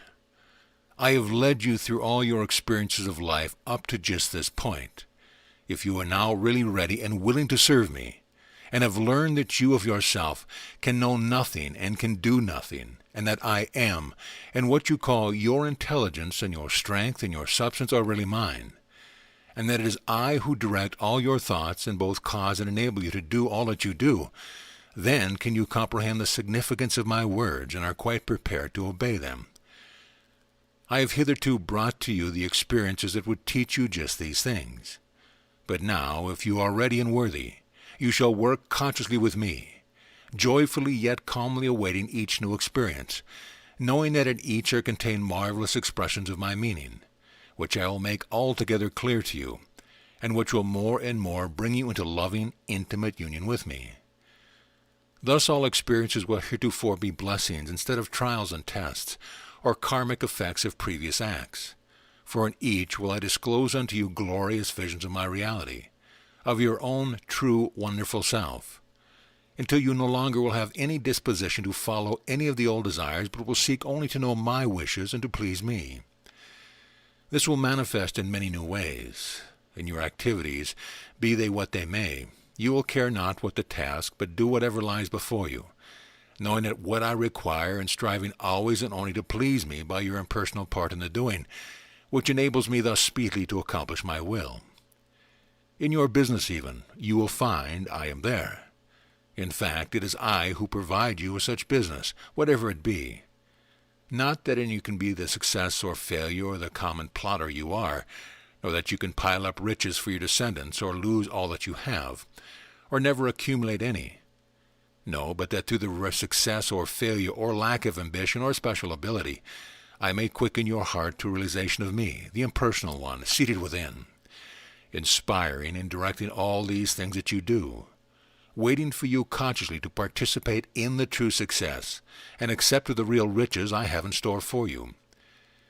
You will then learn that your business or labor or condition of life are but incidents, or the outer vehicles I chose and used to carry you through certain experiences which I deem best adapted to bring you to this realization, and at the same time to quicken in you certain soul qualities that now but imperfectly express.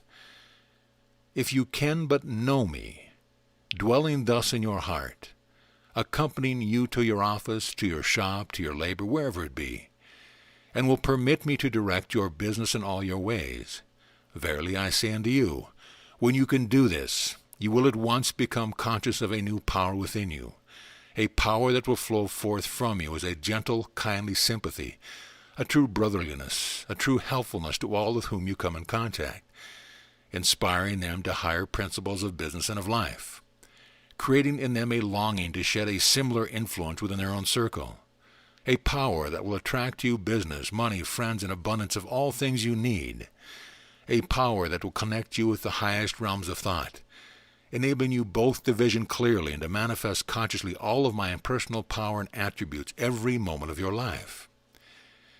You will no longer feel any need to go to church or to religious meetings of any kind, or even to read the teaching of my revelations in order to find me and to worship me.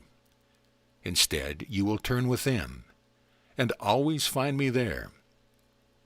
And you will be so filled with the joy of communion with and serving me, and thus worshiping me, that you will care not for any other thing than just to listen to and obey my voice, and to feel the warmth and thrill of my tender love as it fills and surrounds you and prepares the way and softens the conditions wherever you go and whatever be your work. You I will cause to be an uplifting and leavening influence in the community wherever I send you, drawing all men to me to receive my blessing through you, who now are able so to make your personality subservient to my holy impersonality, that they forget you and see only me, and feel the quickening of my presence within their own hearts, so that they can go forth with a new light in their eyes and sense of a new purpose in their lives. In you homes particularly will I dwell. Through those nearest you will I teach you many wonderful things, which now you can understand, when before you passionately rebelled against their truth.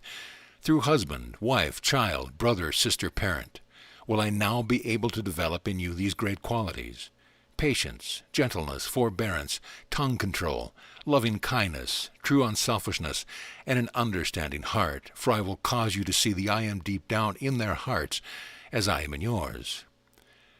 Now will you be able to appreciate this and profit by it.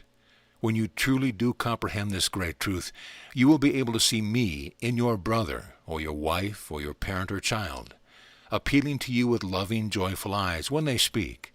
Instead of blaming them for their seeming mistakes, you will turn within to me, the impersonal one, who will speak through you gentle words of loving kindness, which will immediately soften the heart of the other, and bring you once more together and closer than ever before. For I, the real I, in the heart of each, am one, and always respond when thus called upon. Yes, if you can but know it, your greatest school and your greatest teacher is in your own home, by your own fireside. Much, very much is reserved for those who consciously know this and permit me, the impersonal one within, to do the teaching. For I will not only teach you many things through the mouth of those nearest you, but I will teach those others similarly through you. But with this difference: if you are conscious of me, and impersonally are resting in me and my wisdom, then you will permit me to inspire your words and to empower your act, and you will not be concerned about the effects upon others or upon yourself, putting all responsibility upon me. When you can do this, you will marvel at the changes you see taking place, both in your personality and in the personality of your dear ones, until you are able to see back of their human personalities me, your own impersonal self shining out from their eyes. When you can thus see me, then will the heavens be opened unto you, and no more will you see flaws in your brother, or hear inharmony around you, or feel unkindness coming from any other fellow being. For you will know that I, the impersonal one within the other, am the fount of all perfection, of all harmony, of all loving kindness, and wait but for the human personality to make the recognition, step submissively aside, and let my light shine forth, resplendent in all the glory of my divine idea. Then will you see that all conditions in which I put you are the places I have chosen where you can best serve me, that in all places and all conditions there is much, very much to do. The more objectionable they are to the personality, the more need there is of my living presence. Wherever you are when the awakening comes, whatever has been your training, in business, in a profession, in manual labor, in a church, or in the underworld, where lies perhaps your best opportunity to serve, for there you know best the manner and the way. For how can my and your other selves awaken to a knowledge of my presence within, without the quickening influence which must first come from without? You who have received must give. You who have been quickened must become the quickener. You must take into this business, into this profession, into this labor, into this underworld, my living presence, must open the doors of the saddened and sickened heart, and let my light and my healing love pour in. You must supply the leaven that will leaven the lump.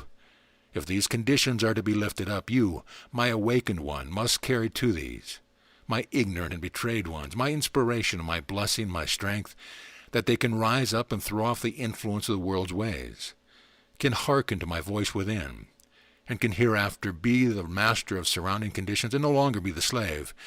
No condition in life can be lifted up or conquered by running away from it. The divine touch is needed and must be supplied.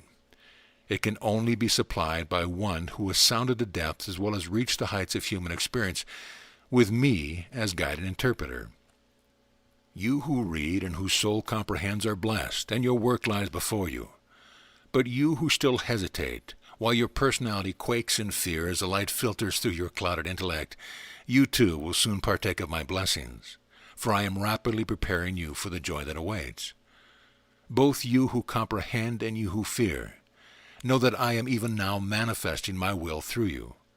At the time will surely come when you will know no other will but mine, and when all things you will come to pass, and you will awaken fully from your dream of separation, and know me as your real and only self. This will not be until you have given yourself and everything in your life wholly over to me, and there is nothing left in your human personality to attract from others the slightest inharmonious thought or feeling by act or word of yours. Your way, then, will be one continuous round of blessing. Wherever you go will my light shine and my love radiate forth about you, creating peace, concord, unity. The great thing will be, though not great but natural when once you understand, that everyone will be better and happier by reason of your appearance in their lives. For the I am in them, while still in the flesh, has found or sensed within you a truly impersonal avenue of expression, and therefore feels, though not consciously by the personality, the glory and the holiness of my impersonal life. So ends the impersonal life.